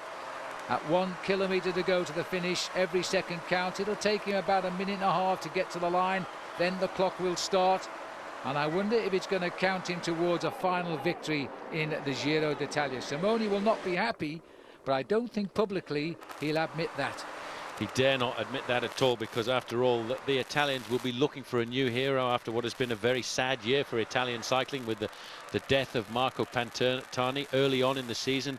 And in fact, rather interesting, at the side of the road there, Ciao Pirata was a dedication to Marco Pantani as well. So they certainly haven't forgot their man, but the Italians will be looking towards a new star, and I think the new star is about to be born here, and his name is going to be Damiano Cunego, because this is an unbelievable ride, and he's certainly now starting to lay the foundations at the top end of the overall classification. I think the only man who's going to beat him is his own teammate Gilberto Simoni. Well, as he comes up to the line, even a slight rise here. Sorry about the picture breakup. It's not our fault. It's not your fault. It's the situation on the open highway. But as they come up towards the line now, the Belgian flags of Flanders flying there. Racing up to the line now, Damiano Cunego. This will be win number 8 of the season, win number 3 in this year's Giro d'Italia. And now the clock starts, and we'll see if indeed he will take the Maglia Rosa. Now, this is Nocentini coming in, and he will take second place unhooked. He wasn't that far behind as he comes up to the line. He did close quite dramatically in the last 5 kilometres. Great ride by Nocentini. If he could only just have stayed on the wheel of Damiano Cunego, he may well have had a chance to fight out for the victory. But Cunego had different things in mind this afternoon. He was thinking about laying claim to the pink jersey at the top end of the overall classification and putting the overall leader at the start of the day, Jaroslav Popovic, into a spot of bother. And that was basically what the tactics was of Team Seiko here this afternoon. They set it up to perfection, having 2 men in the early breakaway, and it could have gone either way, either to Gilberto Simoni or Damiano Cunego. But the young legs seem to be just that little bit fresher. Well, Nocentini, I'm sure he would have won the sprint had it come to it, but he wasn't there, was he? Couldn't hold the pace at the final few kilometres of the Terenten climb. It's going to be just over a minute. He'll probably be in before a minute and a half ticks by, but he better watch over his shoulder, because the group is not very far behind. About 20 seconds is what they're saying. So it's going to be close, but it's not going to worry him. He's in second place now. We need to swing the cameras around, for here comes the sprint for the place behind, and Iliano there being challenged by Phonax. Alexander Moose on the left of our picture, as it looks as though Moose may have the legs which he's used in the mountains to good effect today, and he gets third ahead of Iliano. Giuseppe Di Grandi, the Formaggi rider, just behind him. Now, how long before the next group? Because there aren't very big bunches here, are there? There are no big bunches at all. There's the next group just behind there, the group of Gilberto Simoni. Figueras has managed to survive just off the front. Only just. But as we come into the finishing straight, this race, split to pieces, is actually starting to reduce in gaps. Well, that's amazing. But here comes the chase group. I think this is Julio Perez. No, it isn't. Sonio Duval rider coming in at the moment. So that'll be Vitagliati. Yes, it is, as he crosses the line there. That's Figueras just on the back. And Vitagliati, I bet you Figueras takes him on, and it's not just going to be Figueras, that's Marzoli who comes clear. Ruggero Marzoli, Figueras, Vitagliati. And look at the time gaps. 2:30 has gone by, and the men at the top of the classification are yet to finish. They were the remnants of the breakaway. Now this is the first group. Simoni just being pipped on the line there, but he'll come in round about 2:39. But that certainly means he might, with a bit of luck, go up into second. It all depends at what time this man arrives. On his wheel there, Pavel Tonkov. And it looks as if there's been a complete and utter disappearance this afternoon of one Stefano Garzelli. Yep. Garzelli for a long time was alongside this man, number 182, Pavel Tonkov, but he has completely and utterly disappeared, and the pink jersey is still trying to save his position. 3:23, Andrea No leading over that small group, and still no sign of God. I think he was at the back of that group, Garzelli, as he just came in. If he was, he's finished around about 19th, 20th on the day, and he's conceded almost 3.5 minutes to Cunego. There's no way he can recoup that. Here comes the pink jersey. Watch the clock when we get a shot of it. It must be nearly 4 minutes as they cross the line, and it is 2. He'll be timed in around 3 minutes and 50 back. He was 1:48 down at the start of the day. It's goodbye Maglia Rosa. It's goodbye Maglia Rosa, but look at the time gaps. Cunego leading Nocentini home by 1 minute and 16 seconds. Alexander Moose third across the line at 1 minute and 38 seconds. But it was the gaps further back to these other groups that has helped this man climb up to the top end of the overall classification. And Phil, just look at that face. It doesn't even look as if he's tried out there today. It does not. and he knows he's got it back now. He's had 6 Malierosas so far. He's starting the next campaign now with 1 this time around. And can he hang on to the finish? There's his new gap, a minute 14 over Sergei Honchar, who is always riding well in this event. Popovic is now down to 3rd. It's a familiar place for him. That's where he finished last year, but behind Gilberto Simoni, who currently is behind Popovic. Well, there's still a big battle to go, because the day after the rest day, it's right back into the mountains again. Onward to stage 17 and the last 4 days of racing at Timolan, but the next 3 are going to be absolutely crucial, starting with this one from Brunico to Fondo Sarnocchio, 153 kilometers, and that's about 96 miles. And we have one big climb which comes around 54 kilometers from the finish, and this is an unhappy sight. This has just happened. Well, this is a rather sad sight, because the man who went down very hard there was one of the riders from Phonak, Tadej Vlajevic, who's the Slovenian national champion, very high up in the overall classification. And this is actually something that happened to one of the Lamprey riders' bikes. This was the same crash. This looks like Pagliarini, who's gone down very hard. But did you see his bike was completely broken at the head tube there in 2 pieces? And it's Ferrada at the side of the road. Well, it doesn't look at all good for Jan. Oh no, that's Pagliarini. That's Pagliarini. Ferrada was standing alongside him, but that is a very nasty crash of Pagliarini's, who was actually starting to ride pretty well. That's a nasty gash on his neck from Pagliarini. He was riding very well this year in the Tour de Langkawi again. But that is an ugly crash there, and it was such an innocent crash too. I might be able to show it you again, but it was a touch of wheels on the climb, and Pagliarini's bike is literally in 2 halves. Well, that's very sad, and there's a problem with the side of Damiano Cunego. What is that? It looks as if there's a problem with his derailleur. He doesn't seem to be panicking at all, does he? Well, he's a very mature rider for his age, but he's decided he does need a new bike or a back wheel. I think it's going to be a new bike. Yes, it is. Well, the mechanic was very quickly on hand there. You know, you see, when you are the leader of the bike race, your car is #1 in the convoy of cars, and very quickly the mechanic was up there alongside him. He's a little bit over-geared. He needs to get that gear sorted out very quickly, and I wouldn't be surprised to tilt up and see 1 or 2 teammates waiting for him. Well, while we're watching all this happen around about at the moment, we've just seen Tonkov here as they all start to get underway. This is Bertolini. Tonkov and Bertolini, 40 kilometers into the race, have been ahead of a group of some 8 riders. And it looks as though Pavel Tonkov here on this climb is trying to go it alone. I suppose you could say he's decided to tonk off, because that's certainly what he's doing here. He's looked down and seen there's a little bit of a problem with Bertolini. He's decided to try and go out on his own. A very strong bike rider. He's done a lot in this Giro d'Italia to stay alongside Stefano Garzelli, but Garzelli this year in the Giro certainly hasn't come up to the mark. Pavel Tonkov may well be riding his last Giro d'Italia. He's another one of those riders who seems to have retired every year for the last 12 months. Well, I'll tell you, this rider's record is worth recalling. He finished 5th in this race in 1993, 11 years ago.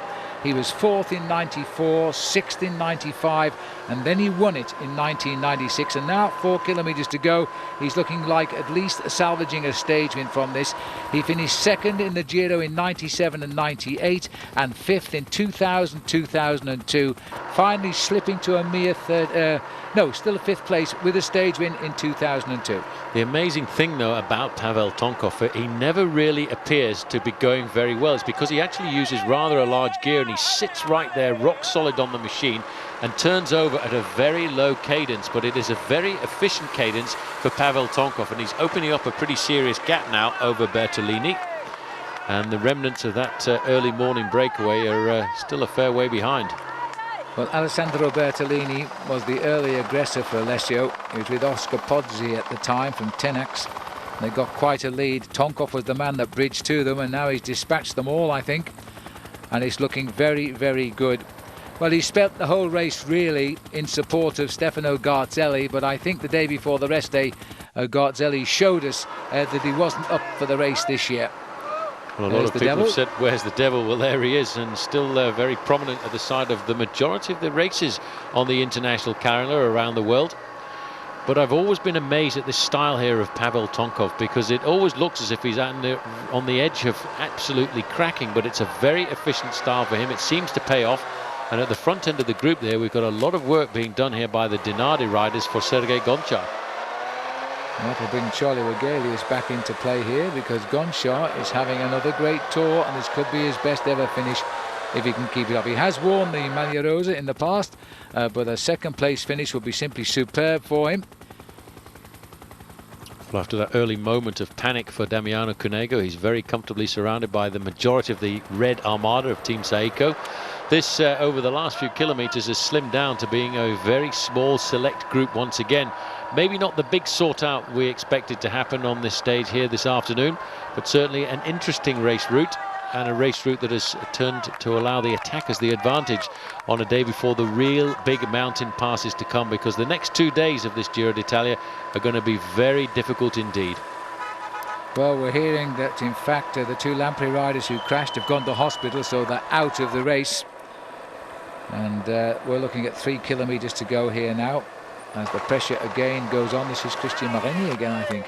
That was Bertolini, who's in second place on the road at the moment, just trying to get across here to Pavel Tonkov. Tonkov should be riding up here to a very satisfying stage victory.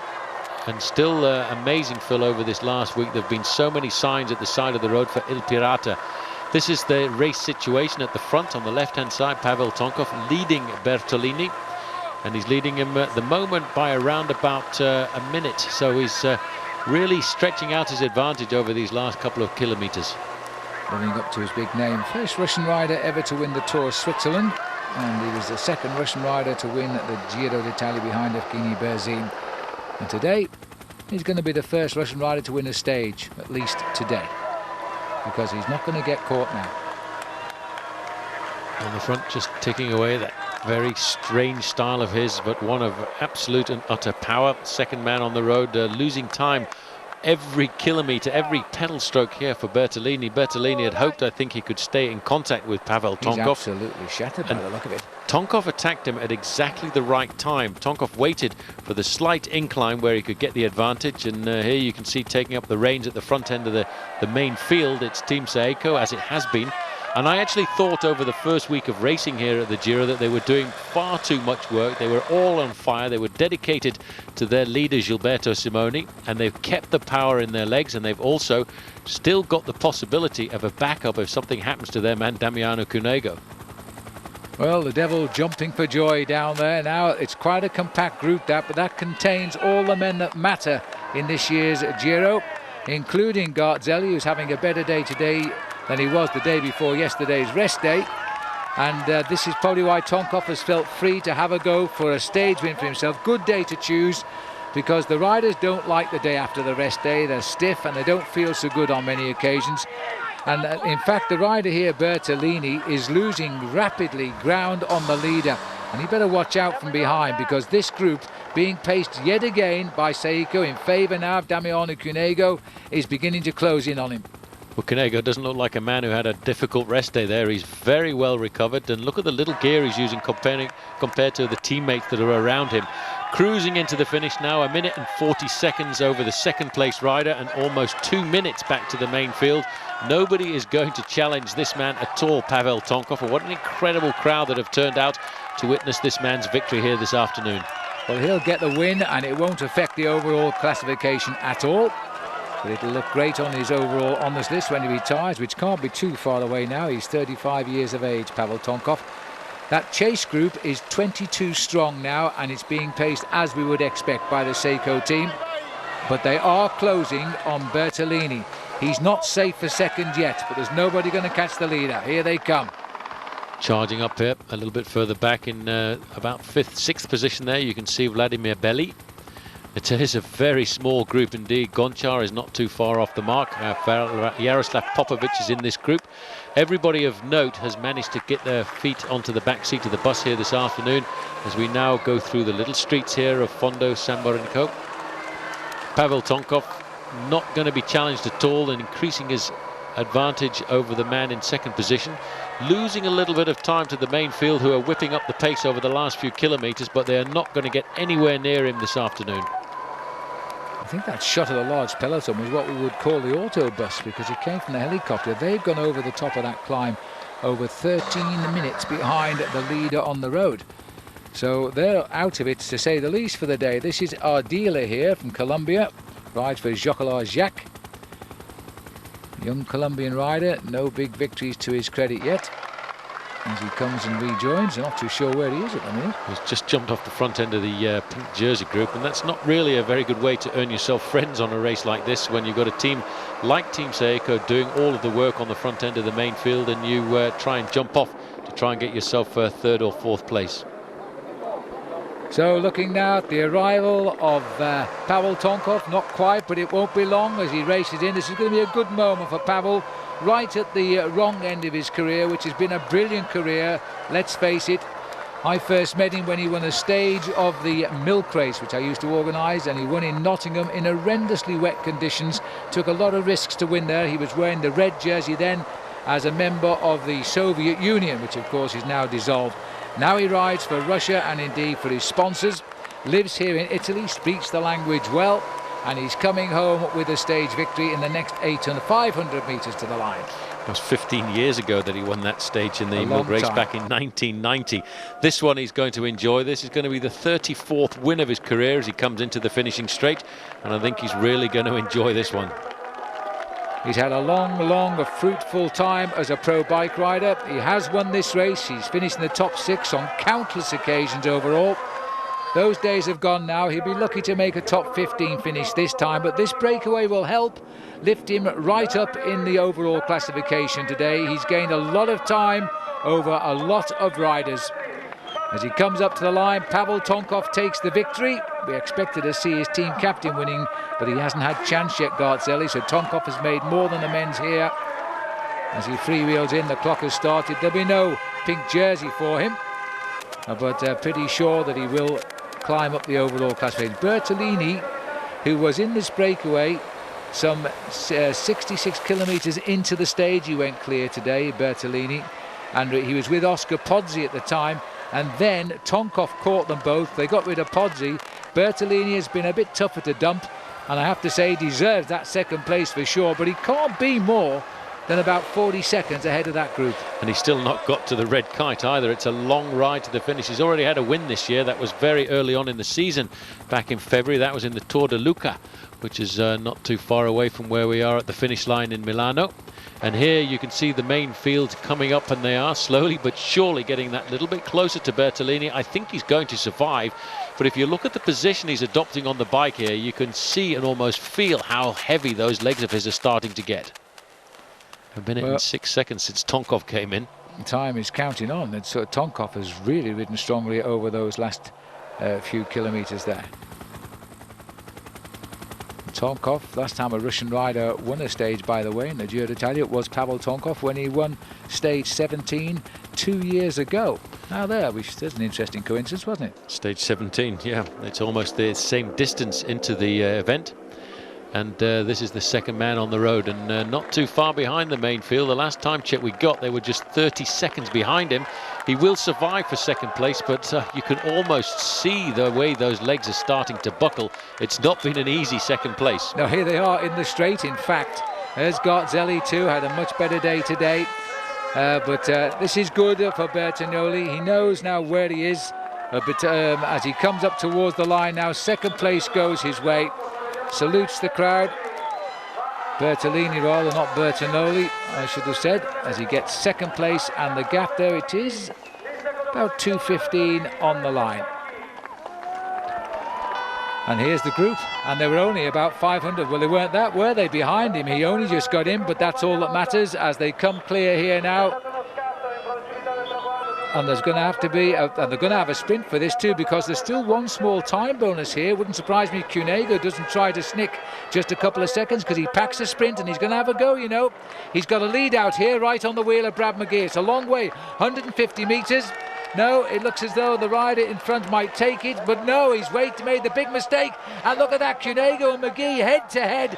And I think McGee has just stopped Cunego, increasing his lead by a couple of seconds. Well, Brad McGee really is turning out to be an incredible bike rider. I actually expected to see him ride well over the first 10 or 12 days, then start to disappear away from the top end of the overall classification. But here he is, still 17 days into the race and still riding at the front end of the classification. Tonkov wins the stage ahead of Bertolini. McGee leading home the rest ahead of Cunego. Pelizzotti in 5th place. Garzelli getting himself a place in the top 10 there, but maybe not the place that he wanted. No, he was the rider who had just jumped away. I didn't spot him there, but he got caught on the line. Shouldn't have looked over his shoulder. Pavel Tonkev, however, puts the money in the bank for his team today. Cunego keeps his lead, could have increased this by a few seconds, but he wasn't able to over Honchar, Popovic, Simoni, and McGee rides high now in 5th place. And that is tremendous with just 3 days of racing to come. And that's what this rider's thinking about as well. Milan is getting closer. And as we move on now to the 18th stage and the 19th day of the Giro d'Italia, from Claise to Bormio 2000, as the name suggests, we're going mountaineering today. 118 kilometres, 74 miles in all, over the Tonale Pass, the Gavia Pass and the Bormio Pass, with a hilltop finish which will take us up to 1938 metres. And this is a little bit of a look back at how things have gone, and the man setting the pace again in the early breakaway is the leader in the King of the Mountains, Fabian Weckmann. He's gone over the Tonale there ahead of Strauss of Gerolstein, his teammate, and Gomez of Saunier Duval. I have to say, Paul, this man's beginning to deserve that title. He's absolutely remarkable. I don't think I can cast my mind back. What I would have to go back a long way through the record books to see a man who is not really a big climber getting the title in a race like the Giro d'Italia. I'd have to go back to possibly one of my own teammates, a man by the name of Bernard Vallet, who won the King of the Mountains in the Tour de France by building up the advantage in the early, smaller climbs and just managing to hold on towards the end. Well, he was 2:45 ahead of the Tonale, but this is the Gavia Pass in amongst the snow line, the high spot of the race at 2,621 metres. And Mihajlovic heading Stefano Garzelli there by a minute and 5 seconds. The pink jersey of Cunego is back at 2 minutes and 55 seconds, and Weckmann out of the frame at that point. And onward we go now as we head up towards the Bormio Intergiro and onto the final climb of the day, which will take us up to the finish. But just look at the snow line here as we're amongst it on the Gavia. Well, there have been a lot of rumours over the last few days and leading up to this stage that we weren't going to be able to come this way, because it was being told that the Passo di Gavia was completely and utterly blocked. And as you can see, the snow has been pretty deep, and they've managed to carve a way through for the bike race here this afternoon. And a little bit lower down, but in some beautiful countryside now in the Dolomites as the riders continue. And just making the time here, this is Mihajlovic. Oh, I really do have trouble with this Croatian's name. He should have done this sort of a ride in his home country when we passed through it, but he's still out front. He was a minute and 5 seconds ahead at the top of the climb, but he's looking to me now as though 2:5, so 50 seconds is all the Cunego's group has pulled back here on the Bormio.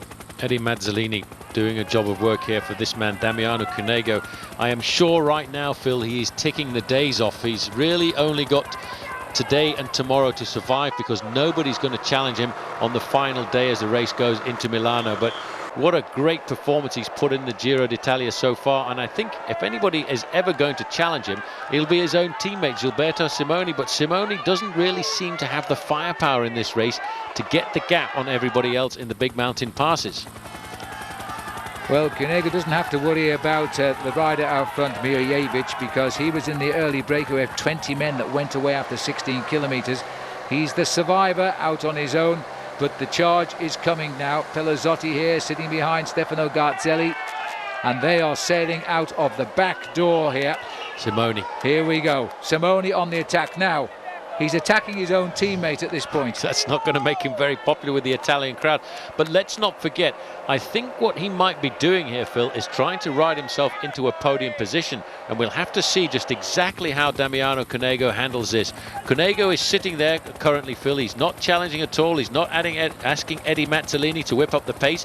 He's leaving it up to the teammates of Vladimir Belli, while the pressure at the front is really not saying a very good word to Stefano Garzelli.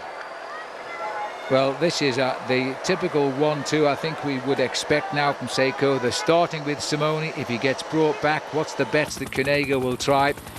That looks like, in fact, it's Sella launching an attack again. We haven't seen too much of him since that wonderful stage when he got to a while ago now at Cesena on stage 11 of the Giro, but he's still very much in this race and looking for a high finish in Milan. There he goes again with the same aggressive style we've seen on 2 occasions in this tour so far. Well, this really has been a great Giro for the youngsters, and I think that's a young man we'll see an awful lot more of in the future. You see, once again, Gilberto Simoni has attacked and got the gap here, and what's happening now? This is the man from the pink jersey. Damiano Cunego has leapt out of the front, and in fact he's chasing down Dario Cioni there.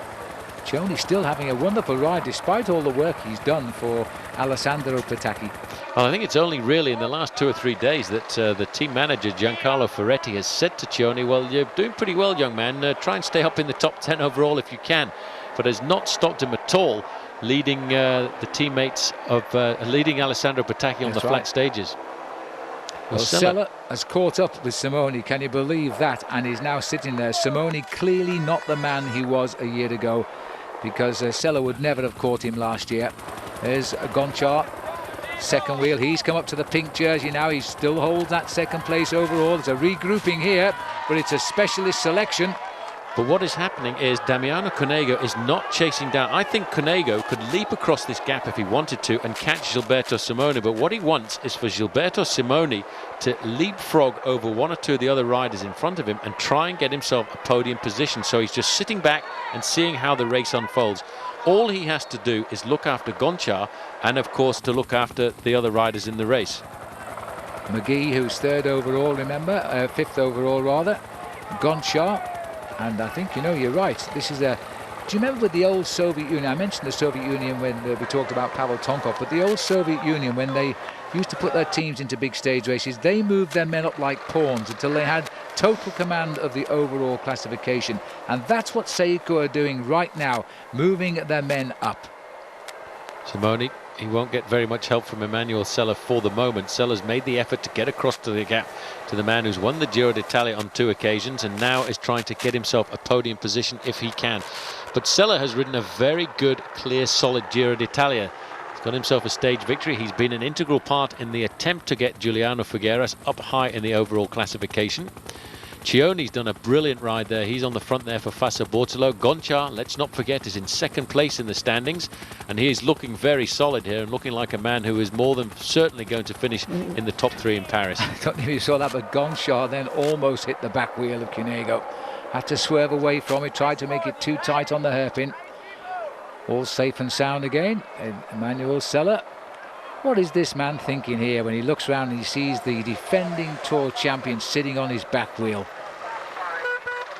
Well, a few moments ago... they're coming back, look at this. They are. Cioni's doing a great job. Cioni is actually pulling them back slowly but surely, and I don't think the man who's won the Giro on 2 occasions is going to be very happy at all about this. Seiko are in a very strong position because they've got Gilberto Simoni there, and back in reserve, if they need him, is Eddie Mazzolini, the man who is their domestique's domestique. Well, this is amazing cycling here because, you know, we're looking at the Slovenian champion there, Valjezvec, sitting at the back. He's also having a good ride today. But Cunego is being put back into a situation here where he hasn't had to worry about his team captain at all.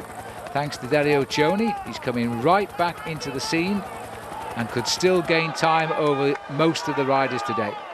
This is not the great Gilberto Simoni, and I wonder if he's thinking of staggering his form here, because if he's not ridden well in the Giro d'Italia, he may well have a chance to have a renaissance in the Tour de France, which he's going to ride later on in the season. Dario Cioni, though, is really riding a superb race there. And I think, looking back at Cioni's career, I'm not sure that he's ever won himself a bike race. Well, Dario Cioni certainly trying to put matters to rights. He hasn't won a stage of the Giro, that's for sure. There's still a couple of days in which he might shine. But this is a battle here for supremacy, not just between rivals, I think, but between 2 friends on the same team. And if Cunego is still in the pink tonight, well, there'll be no more action coming from Simoni. Simoni just wants to move up from that 4th place overall. I think that's all he can expect now, because Cunego doesn't look as though he's losing control of this race. He is absolutely confident. He's always riding near Eddie Mazzolini there, looks after him. Gonchar rocking and rolling. I'm surprised Gonchar's stage looks a little bit heavy for the mountains. Well, he rides on complete and utter power. They're catching the man who led this race, Milo Hejic. He's just been dispatched very rapidly. So Gilberto Simoni now in a position where he's got the chance to get himself the stage victory.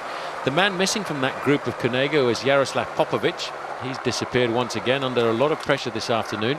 Just 6 kilometers left to go, but Simoni is not opening up very much of a gap on the pink jersey group. Looking at the face here, this guy Gonchar. He looks a little bit tired, to say the least, but Milojevic has been in the lead for almost 90 kilometres. That was a great ride by that rider today. He's going to be suffering for the finish now, but he hasn't got too far to go. 6 kilometres here for the leaders. It's all uphill, remember. Dear me, look at this young man. He's having a great Giro now. He's got certainly something to write home about. He's been at the front end of the Giro d'Italia with one of the great champions of the last couple of seasons, Gilberto Simoni. I think this group is starting to slow down just a little bit because riders are starting to come back from the rear. On the left-hand side, you can just see Vladimir Belli. On the right-hand side, the other Lampre rider is Garate. And also, this is Popovic riding himself back into the race. So obviously, this group is starting to slow down. Julio Perez has rejoined as well. They do all look pretty tired, I have to say, and Julio Perez is coming back, and he seems to have found his form in this last week, and he's putting himself in good shape. There he is at the bottom right picture, at the back with those dark glasses on. Cunego here will feel everything's under control over what is a mountain's top finish at Bormio 2000 now. Popovic has done very well indeed here. He's almost rejoined this group. It's Garate on the front doing the pacemaking now, trying to pull it all back together, and a gap now starting to appear between Emanuel Sella and Gilberto Simoni, but their gap over the group of the pink jersey is a mere 18 seconds. The one man we're missing though, Paul, is Brad McGee, and he was in 5th place overall. I haven't seen him in that group yet. And here goes Sella now. Simoni just let the young man work hard. He's now jumped him to put him in his place, and Simoni now goes for the win and to try and recuperate what seconds he can. But remember, he also gets that 20 seconds win bonus, and there's his distance of 2:38, don't forget, is behind Cunego, and Simoni not damaging that lead of Cunego's. No, what he's trying to do, and the team are trying to do, is leapfrog him up the overall classification to try and get 2 men onto the podium when this race goes into Milano. He's not, though, Phil, building up a massive advantage over that group, who are not really chasing him. They're just riding sensibly. There is Popovic, and if we pull back, we get a chance to see that he is rejoining the group. So put under pressure at the start of the climb, he's ridden himself back into this race. Well, that puts a chasing group there of 10 riders, and Bradley McGee wasn't in that group, not from the jerseys I could see there from the helicopter, so he's somewhere behind, and I don't know exactly where right now. As we continue up this very compact group, not showing any signs of desisting, and they're all shouting, come on, there's Gibo, which is his name. Oh dear me, crashed by spectator. There'll be no service for him, I'm afraid, as this rider, Gilberto Simoni, continues now to climb towards the finish. He's getting into his own rhythm now. He's completely and utterly... we got a replay of the crash of the spectators now. That's pretty good. He went down quite hard. He did. Simoni out of the saddle. This climb is a very good climb for him now. It looks as if that would be Julio Perez who's leapt off the front. No, it's Sella coming back. Oh yeah, of course. Sella coming back, yeah. And that's going to make 11 riders in the group now, because they're going to pick him up pretty shortly. There's Belli on the left-hand side. There is Perez on the right, complete left-hand side of the race. And Popovic has just managed to get himself onto the back end of this group, just onto the tail of Dario Cioni. Garati dancing on the pedals. More cheers for Gibo as he continues to find his rhythm of old. It's a pretty tough climb this, but it's a nice steady one, and he's keeping it going. Tailwind, which helps on the climbs, of course. It'll help him keep the rhythm nice and high. They're going to beat 4 hours for the race distance today. I suppose they should. It's only 74 miles, but we have topped 3 big climbs. Now, what's happened Cioni here? now There's is putting the pressure Cioni's gone. Cunego's marked him straight away. This could be his ticket to the front. This is unbelievable. But he's riding a great team race here. He's not doing anything at all. I think he could leap across that gap very easily if he wanted to. Cioni has decided, I want to try and pull myself up just that little higher in the overall classification, and he's gone off in pursuit. Gonchar has pulled himself back into the event as well. This is how it happened. What a great move by Cioni, but look how easily it is for this young man, Damiano Cunego, 22 years of age, just to leap onto the gap. This man is not going to get beaten in the Giro. No, he's marked everything. He's riding with the maturity of a 30-year-old, not a 22-year-old. Simoni, last year's Giro champion. He's not going to lie down either. 2-time winner, wants to make it 3. But he can't attack his own teammate. He's looking now just to make a podium finish. And it's looking as though he's going to have to struggle to do this, because there he is. Hardly a huge time gain and nowhere near the finishing line yet. And it's putting Cunego back in the picture here. This is Popovic. Swing right, let's have a look. Is he losing ground or is he gaining ground? Because I think he's under pressure again here. And once again, you see the difficult thing for Popovic is he's completely and utterly isolated. Rejoining the leader, Gilberto Simoni. No wins to his credit this season, but he did finish third overall in the Giro de Trentino just about a week before the start of this race. Looking further back, yep, Popovic has popped off the back of that group, and he's only riding at his own pace, trying to pull himself slowly back into contact. Now then, as we look back down the road, Gilberto Simoni is still holding on to a slight advantage, but I think he's going to get caught before the summit. It's a lovely climb as well, a beautiful climb it is, especially, of course, if you're a climber. And those three are catching him up, and it's all under the inspiration there of Dario Cioni. And I think Cunego will be just loving this, exactly what he wanted, being carried up.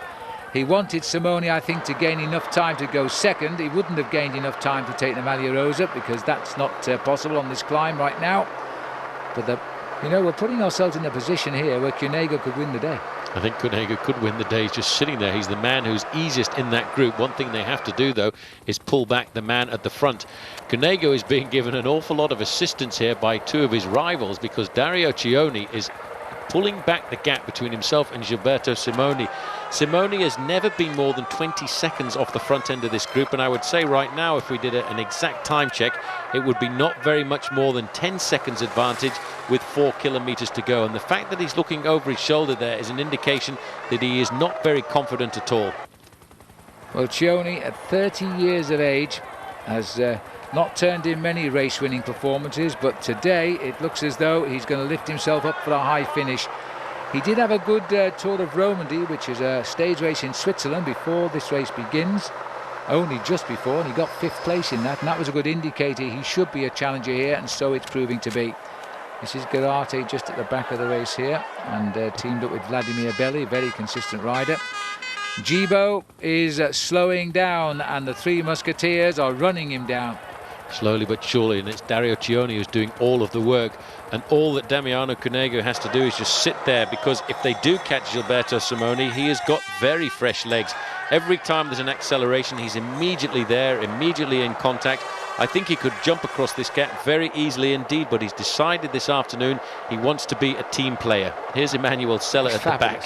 Unbelievable. He's hanging on to the group now that's picked him up, and there he is on our bottom left of our picture. The three riders behind are pulling away from that group, and still no signs of Brad McGee there. He could be losing his 5th place overall. Gilberto Simoni, pan left, they're nearly on him, and it, as Paul has said, it's still the work of one Dario Cioni. Honchar, second in the race, is seeing Cioni save it for him right now, because he's coming up alongside, and it was the 2nd place that Gilberto Simoni was aiming at on this climb. It certainly was. The man in 2nd place overall is about to catch him up again, and this is Julio Perez. He's trying to ride across the gap to try and rejoin the front, and I wonder what's going to be said here between Damiano Cunego and Gilberto Simoni. Nothing. I don't think Cunego looked at him. Now it's up to Cunego. Is he going to try a cheeky attack and see if he gets any reaction from the other two?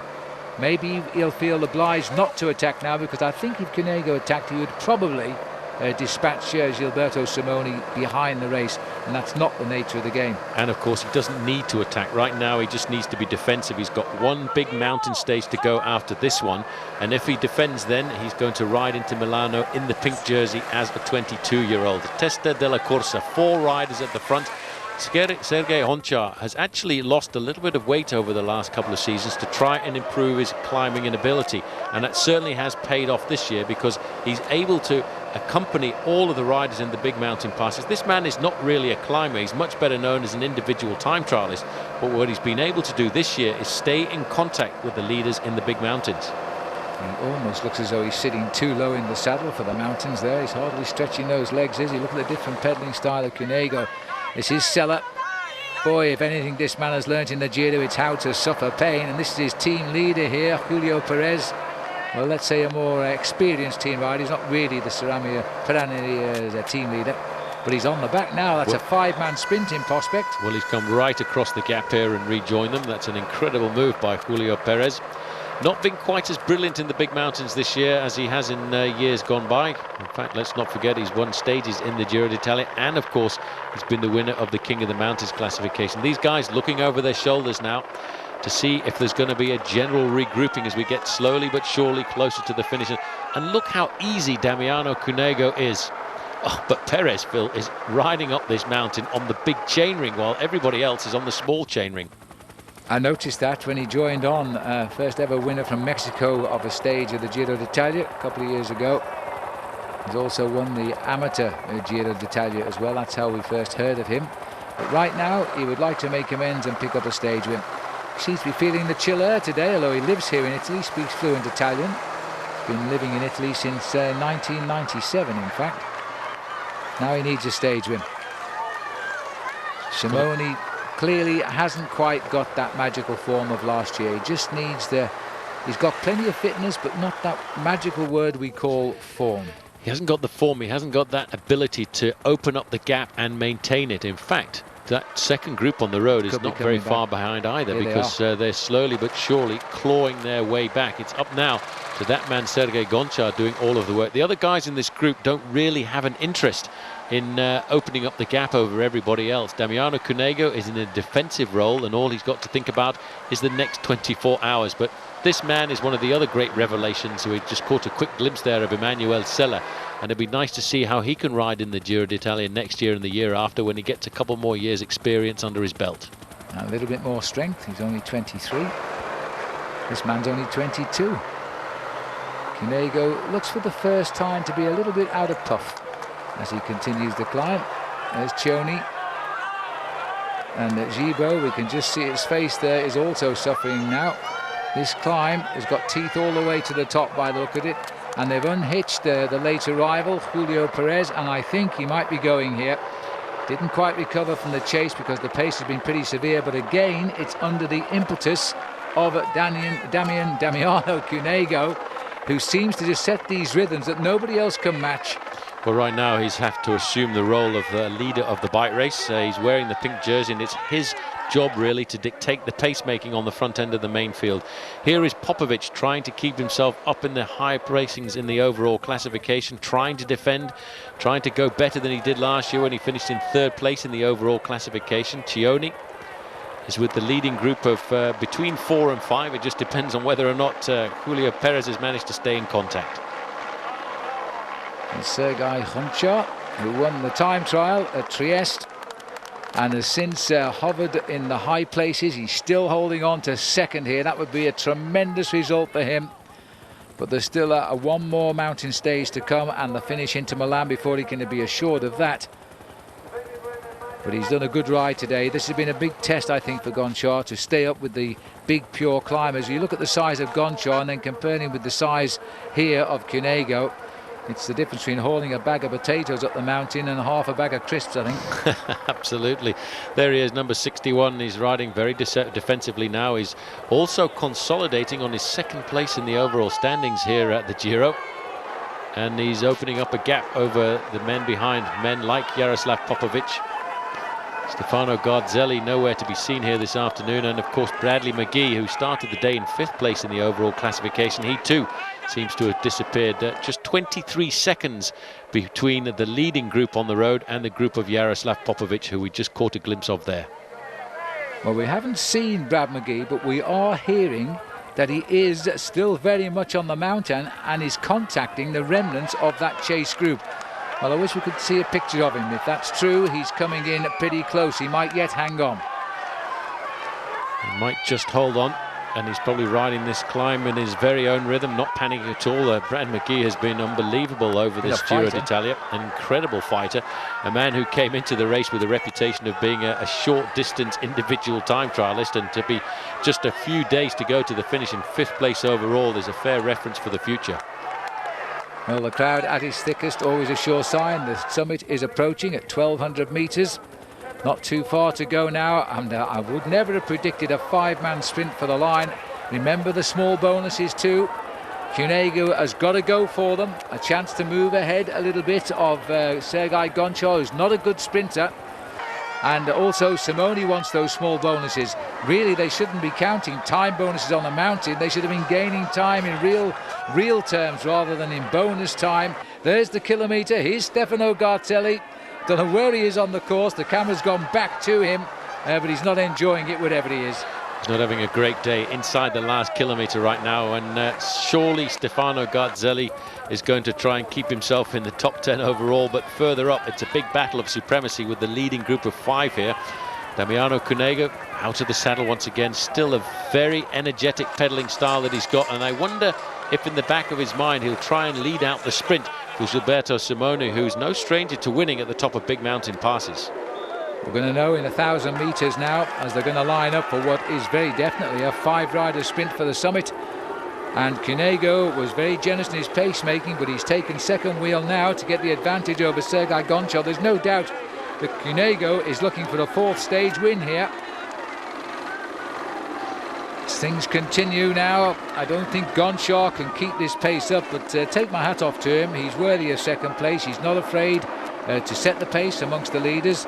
Dario Cioni, a likely winner here, and would deserve it, the way he chased down single-handedly the attack by Gilberto Simone. Well, yeah, it'd be great for the man in 3rd position there to get the win, because in fact you've got to go back a long way in his career.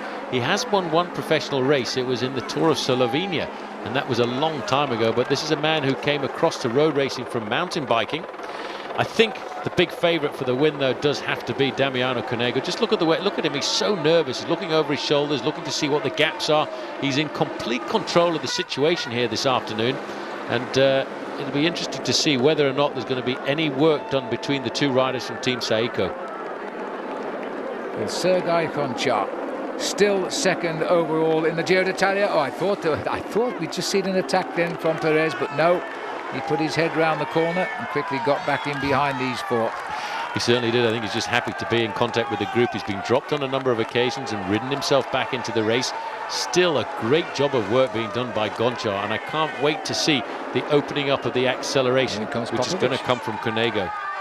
Well, that's the second group on the road, still showing a lot of determination. They're not very far behind. If there's any finesse in this group, they could be up here as well. No one is helping Gonchar. The 2 Saeco riders are lining up purely for the sprint. The only man to spoil the party would be Cioni, but that won't happen because Cunego has this fearsome acceleration. We are talking a timed gap here as he sprints clear. It won't just be a bonus on the line. There will be a separate time for the leader. Now that's the way to win the Giro.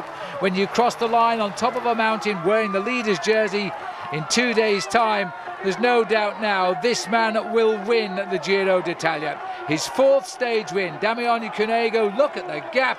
It's 5 or 6 seconds on the line. Cioni gets second. Gonchar gets third. And I think that's proof that Gilberto Simone is tiring as he comes over in 4th place. Well, Simone was in the right place at the right time there when the acceleration came from Damiano Cunego. If he had anything at all in his legs, he should have been able to go with that. I don't think he can say anything wrong at all about that performance of his teammate, getting himself another stage victory at the Giro d'Italia. This is the remnants of the big names of this Giro. There is Vladimir Belli, here is Garate coming up, and it's Eddie Mazzolini who actually leads them home there in 6th place. And he puts his hand in the air. Here comes Popovic. And Popovic will be over in 8th, so there's 9th and 10th. Now keep your eyes open. Brad McGee must be around somewhere. They said he was coming up. That is Garzelli, who's still a lot further down, as Garzelli makes his way up the mountain here, but he's lost more time today. And there is Brad McGee, the clock saying 1 minute precisely. The way he was zigzagging, he has committed himself 100% today, but he might have saved a high overall position. Well, that's amazing, because we never saw anything at all of Brad McGee, and in fact he's overtaken Emmanuel Sella in the last couple of kilometres.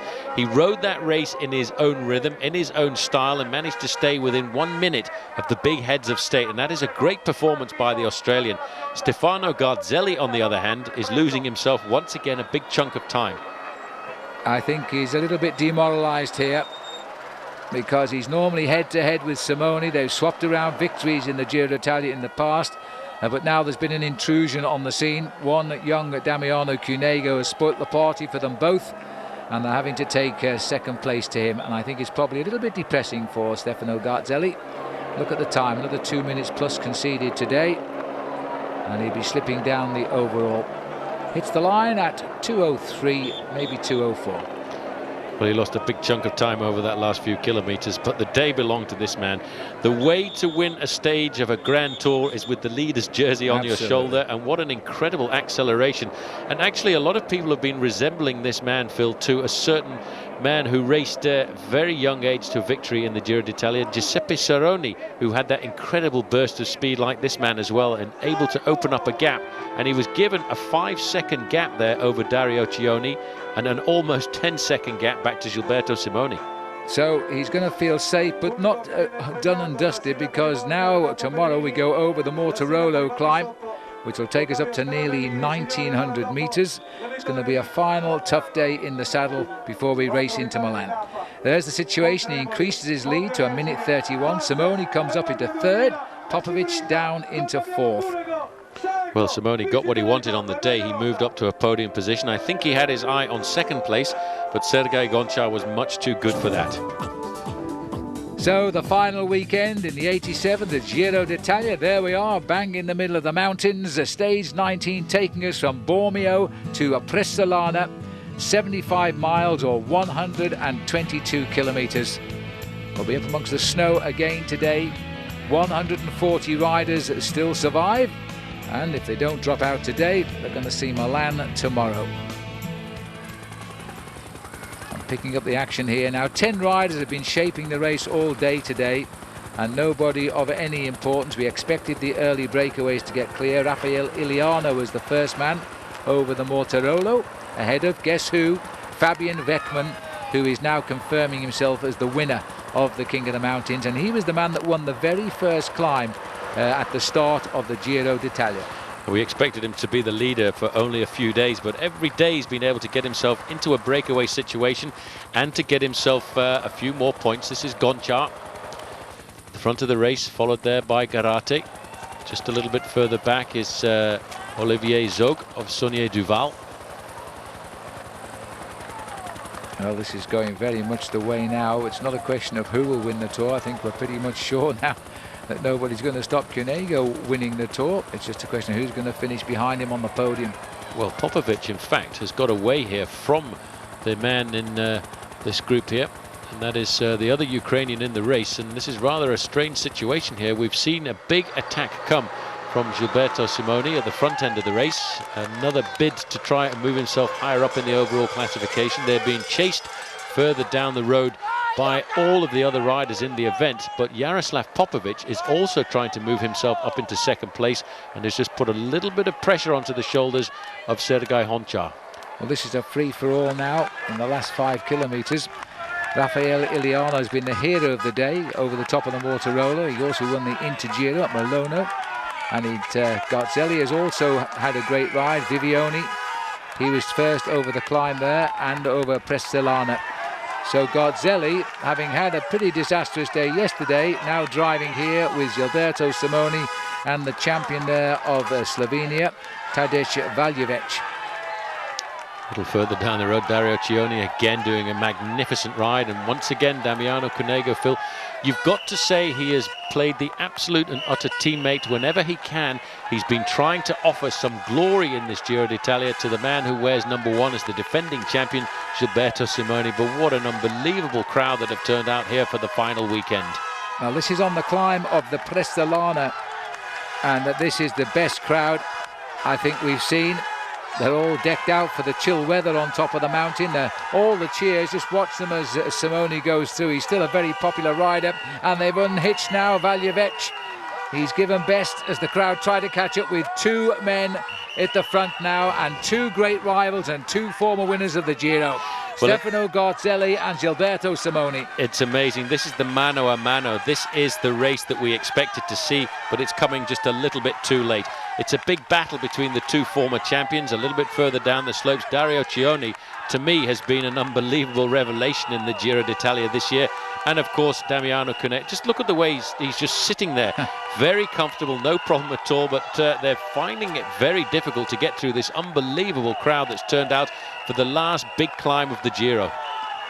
Well, this rider knows he is climbing to the biggest victory of his life here on the wheel again of Dario Cioni. Meanwhile, up ahead, There's 3 riders. One's been dropped back now as Stefano Garzelli. It's his last chance at winning a stage. This is his final shot, and is he going to salvage it and do exactly what Simone has done, salvage a stage win, because they can't win the Giro this year. Well, he had a pretty good start to the season. Early on, Stefano Garzelli won himself the overall classification of the race in Spain, the Tour of Aragon. Got himself a stage win in Romandy just a little bit later on in the end of April. 4 kilometres to go. We top out with 3 kilometres to go, so I guess that makes 1 kilometre to climb to the top of the Prestolana. And we've got Garzelli, Simone. Valjevec is still ahead of these two, and I thought I just saw him, but no, it's the spectator standing there. So he's still in no man's land between the two leaders. Further down, Sergei Gonchar here under the red escort of Seiko. Well, Gonchar's trying to keep himself in second place in the overall classification. The final kilometre of the final climb of the Giro d'Italia right now. Look at the gap starting to open. Garzelli trying to get rid of Gilberto Simone if he can. But Simone's still got a little bit of gas left in the tank as he just pulls himself back up to the rear wheel of the man in the yellow jersey. These are the riders further back at 4 kilometres, about 750 metres between them, and there's an attack by Garzelli. Simone has responded and comes back. How could he not in front of this crowd? Well, that's obviously because Garzelli doesn't think he's got the sprint left in his legs here. He's trying to win this stage on his own, but Gilberto Simone has moved up into 3rd place in the overall classification, and with a good ride here this afternoon, he may well just steal 2nd away from Sergei Gonchar. Well, that is a possibility. He's going to be very, very close because, oh, and dear me, a little bit of a switch there, but Garzelli rather, back into his rhythm very quickly. Dangerous moments here for the two riders on these narrow, crowded roads. But still Garzelli is trying to get rid of Gilberto Simone. He's got the gap again, but Simone just won't have any of it. There's a little bit of chaos alongside us off our camera there with the motorbikes trying to run the crowd down, I think. I think that's an understatement. There's an awful lot of chaos here. This is very much the final climb here of the Giro d'Italia, and the crowd are going mad. The photographers are going mad. In fact, I think the whole world is going mad as they accelerate up here. Stefano Garzelli getting to the summit of this climb. He shouldn't be too interested about the points. What he wants to do here this afternoon is win the stage if he can. He's not getting points there at the top of the climb. He tried to get rid of Gilberto Simone. He wasn't able to as they go over the top here. It's around about 3 kilometres now, slightly downhill towards the finish line. It's a little bit further back as the crowd try to restrain themselves and hold everybody back to allow the passage of the Maglia Rosa. Damiano Cunego, the winner-elect now for sure of the Giro d'Italia. Dario Cioni has become a revelation, enjoying every minute of it. 500 metres to the top of this last climb, and nobody can even pass it they want to. In fact, this is the top here. As we get out into open roads and the barriered road just before the finish, it looks as though Simone is going to have a little go at Garzelli for the points over the top. It can only be prestige and wanting to show the public your red jersey and number 1, and he's done it. So Simone goes over the top. 3 kilometres now to the finishing line.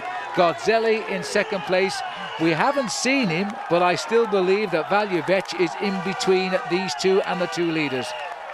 Work here being done by the man in the blue and white jersey of Fassa Bortolo on all of the flat stages. In the first part of the race, he was part of the silver train that was looking after the big man, Alessandro Patacchi, who is, for the moment, probably around about half an hour behind. And I wonder what that little discussion was all about. I'd like to know, because they're now saying, let's work together. Let's fight out the finish, perhaps, but let's work together to at least be in a position to fight out the finish.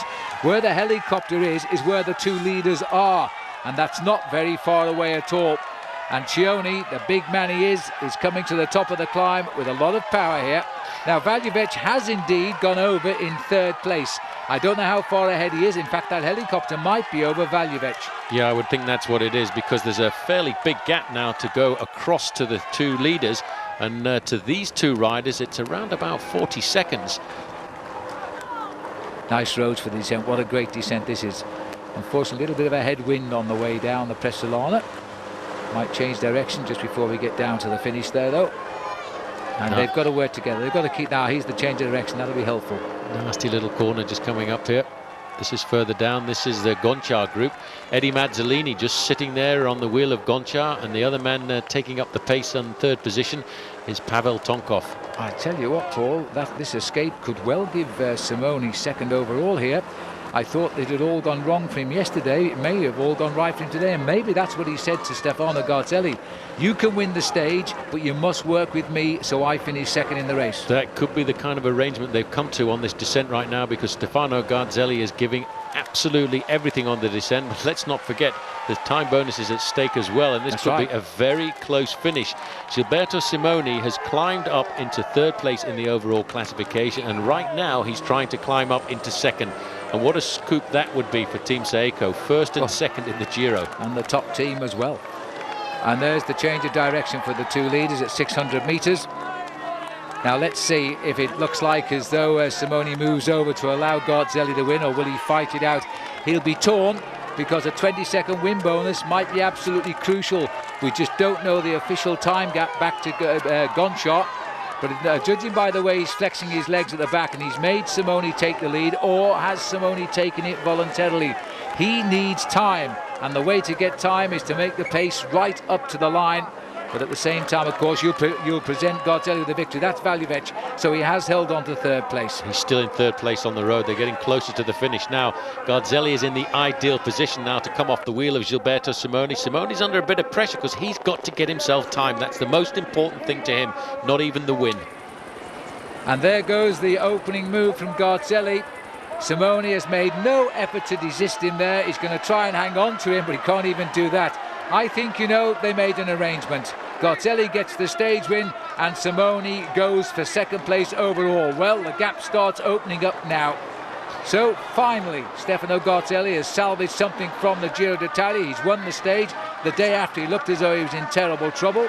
Valjevec here rode very, very well indeed to stay up there for third place, but he can't be very far ahead of the chase. Well, he's just around about 20 seconds in arrears of those two men who've come in. And now for fourth and fifth place on the road, Dario Cioni and Damiano Cunego. Cunego has just sat there. I doubt if he'll try and sprint to come round Dario Cioni, because he's been sitting on his wheel for the last 10 or 12 kilometres, and he actually has no interest to finish in fourth position. Nothing to gain now. The bonuses have gone. Cioni's done all of the work. Give him the moment and let him take fourth place, as he's going to do. Cunego today comes in. Let's seek out the clock as they hit the line. 52 seconds down. But that's not going to worry him. He's lost time, of course, to Simoni, but he hasn't lost time to Gonchar. Thank you, Dario. Well done. Well, let's have a look first of all at the stage result. It's the GC I'd like to see. Garzelli, Simoni at 2 seconds officially time. Valjevec at 23. Cioni, Cunego, Mazzolini. So Stefano Garzelli gets the stage win, but has Gilberto Simoni done enough to get second place overall in the Giro d'Italia? He has not, and we are talking 3 seconds. That means had he beaten Garzelli in the sprint, he would have been second. I don't think he could beat Garzelli in the sprint, because he actually sat up just a little bit towards the end as if he wasn't able to stay on the wheel. 3 seconds is all he was looking for, and that's 3 seconds he's going to regret for an awful long time. But it does nothing at all to the top end of the overall classification. Well, we don't normally expect any time changes on the final day, and this is a classic final day. It's the flat roads from Clusone to Milan at 149 kilometres. Not a ripple on the race route, just the Intergiro sprint, which has been in the arms of Rafael Iliano after yesterday, when he took the lead for the first time off Crenzo d'Amore. And so Iliano will try and keep himself in the frame. Damiano Cunego now, barring accidents, cannot be beaten in the Giro d'Italia. Here he is chatting with his team. And who is going to win the last stage? Looking down at the boys from Fassa Bortolo, it'll take a brave man to bet against Alessandro Petacchi. But if Petacchi does win this stage, then he sets a post-war record of 9 stage wins. That's going to be a very special moment if he can. The team are all around him. The team have done very well to steer him through the mountains, because just like any of the great sprinters, Mario Cipollini, Robbie McEwen, or anybody else, they do not like the mountains at all. And I have to say that Alessandro Petacchi is part of that team. Well, in Milan, they're circuiting 10 circuits here of almost 3 miles. It's a perfect finish. They're all in the pack together. And there is Alessandro Petacchi looking around as if he was on a track. seeing where all of his rivals are. The Thonak boys trying to bring Usov into play. He's been close. Robbie McEwen now gone home a few days ago, so he won't challenge. In fact, there are no real sprinters left here to do any damage to Pataki, but he's still got to produce the effort. Still got to produce the effort, but still has a very good, strong team. Moving up there, you can see one or two riders from Alessio. They're looking to try and move their man, Angelo Furlan, up into a top position. But I doubt if he's really got the acceleration now to come around the man who has dominated all of the sprints so far. And there he is in the Ciclamina jersey, right at the helm of the silver train. Allejet, they've started to call him here in Italy, just because when he goes past everybody, you can almost see the afterburners. It is unbelievable. This rider has had a wonderful tour, and more importantly, especially for him, he's crossed the mountains and he's coming out to finish, and he'll finish with a very big lead in the points competition. 8 stage wins so far, just 1 to go if he can make it 9. Everybody there just looking for him to win. I mean, they know the sort of speed he has got. 140 riders, surprisingly nobody dropped out yesterday in that mountain stage, so 140 finishes there will be here in Milan. Bit of a bumping and barging, it looks to me. That's Art Vierhouten of Lotto. Nobody to lead out now. McEwen's gone home. And Zanotti on his wheel there as well, pretty much bandaged up from that accident he had a couple of days ago. Last 3 riders from Fassa Bortolo on the front, trying to set this final stage up for Alessandro Pataki in 4th position. Little bit of argy-bargy there, trying to get the wheel. It's always a battle. Everybody is fighting for the wheel of Alessandro Pataki, because if you can get that wheel, you've got a very good chance of getting second. That's right. That was Vierhouten bouncing shoulders there with the Argentina rider Barajo. And I think Vierhouten won that 1 round to 3, I think. Yeah, you've got to be a very solid bike rider to push a Belgian rider off the wheel there. They're coming round this final corner now, and Pataki is still nicely tucked in there behind his teammates.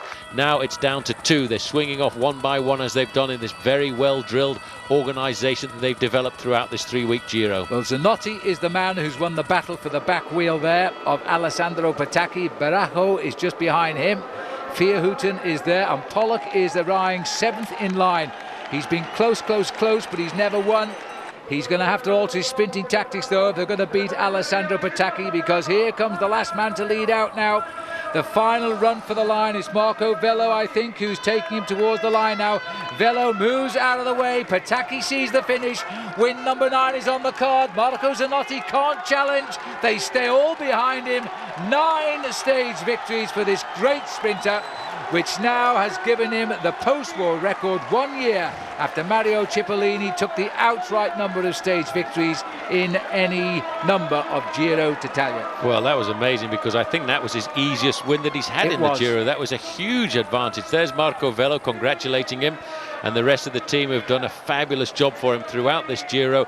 Not only have they let him out on the flat stages, but they've accompanied him over all of the big mountain passes.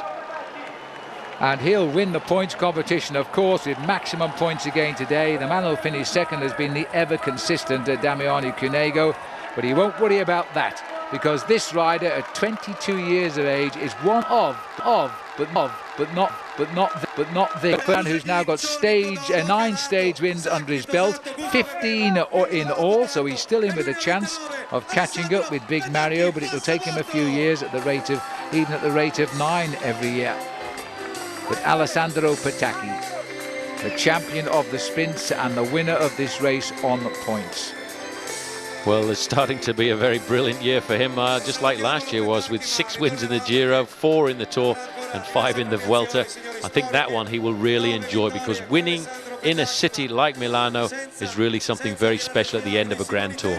And that's why this magnificent crowd here, as they now salute the champion, Damiano Cunego. He wins in the end by 2:02 over Gonchar. That 3-second gap remained over Gilberto Simoni, last year's champion. Just looking further down here, Pavel Tonkov finished the Tour in 13th place. Watch out for Emmanuel Sella, who finally finishes in 12th. But that's the trophy they all wanted. This rider came in saying he would help Simoni win it, and has decided to take it home himself. And there is Gibo alongside him with Gonchar, very well satisfied with his best ever finish in the Giro in 2nd place.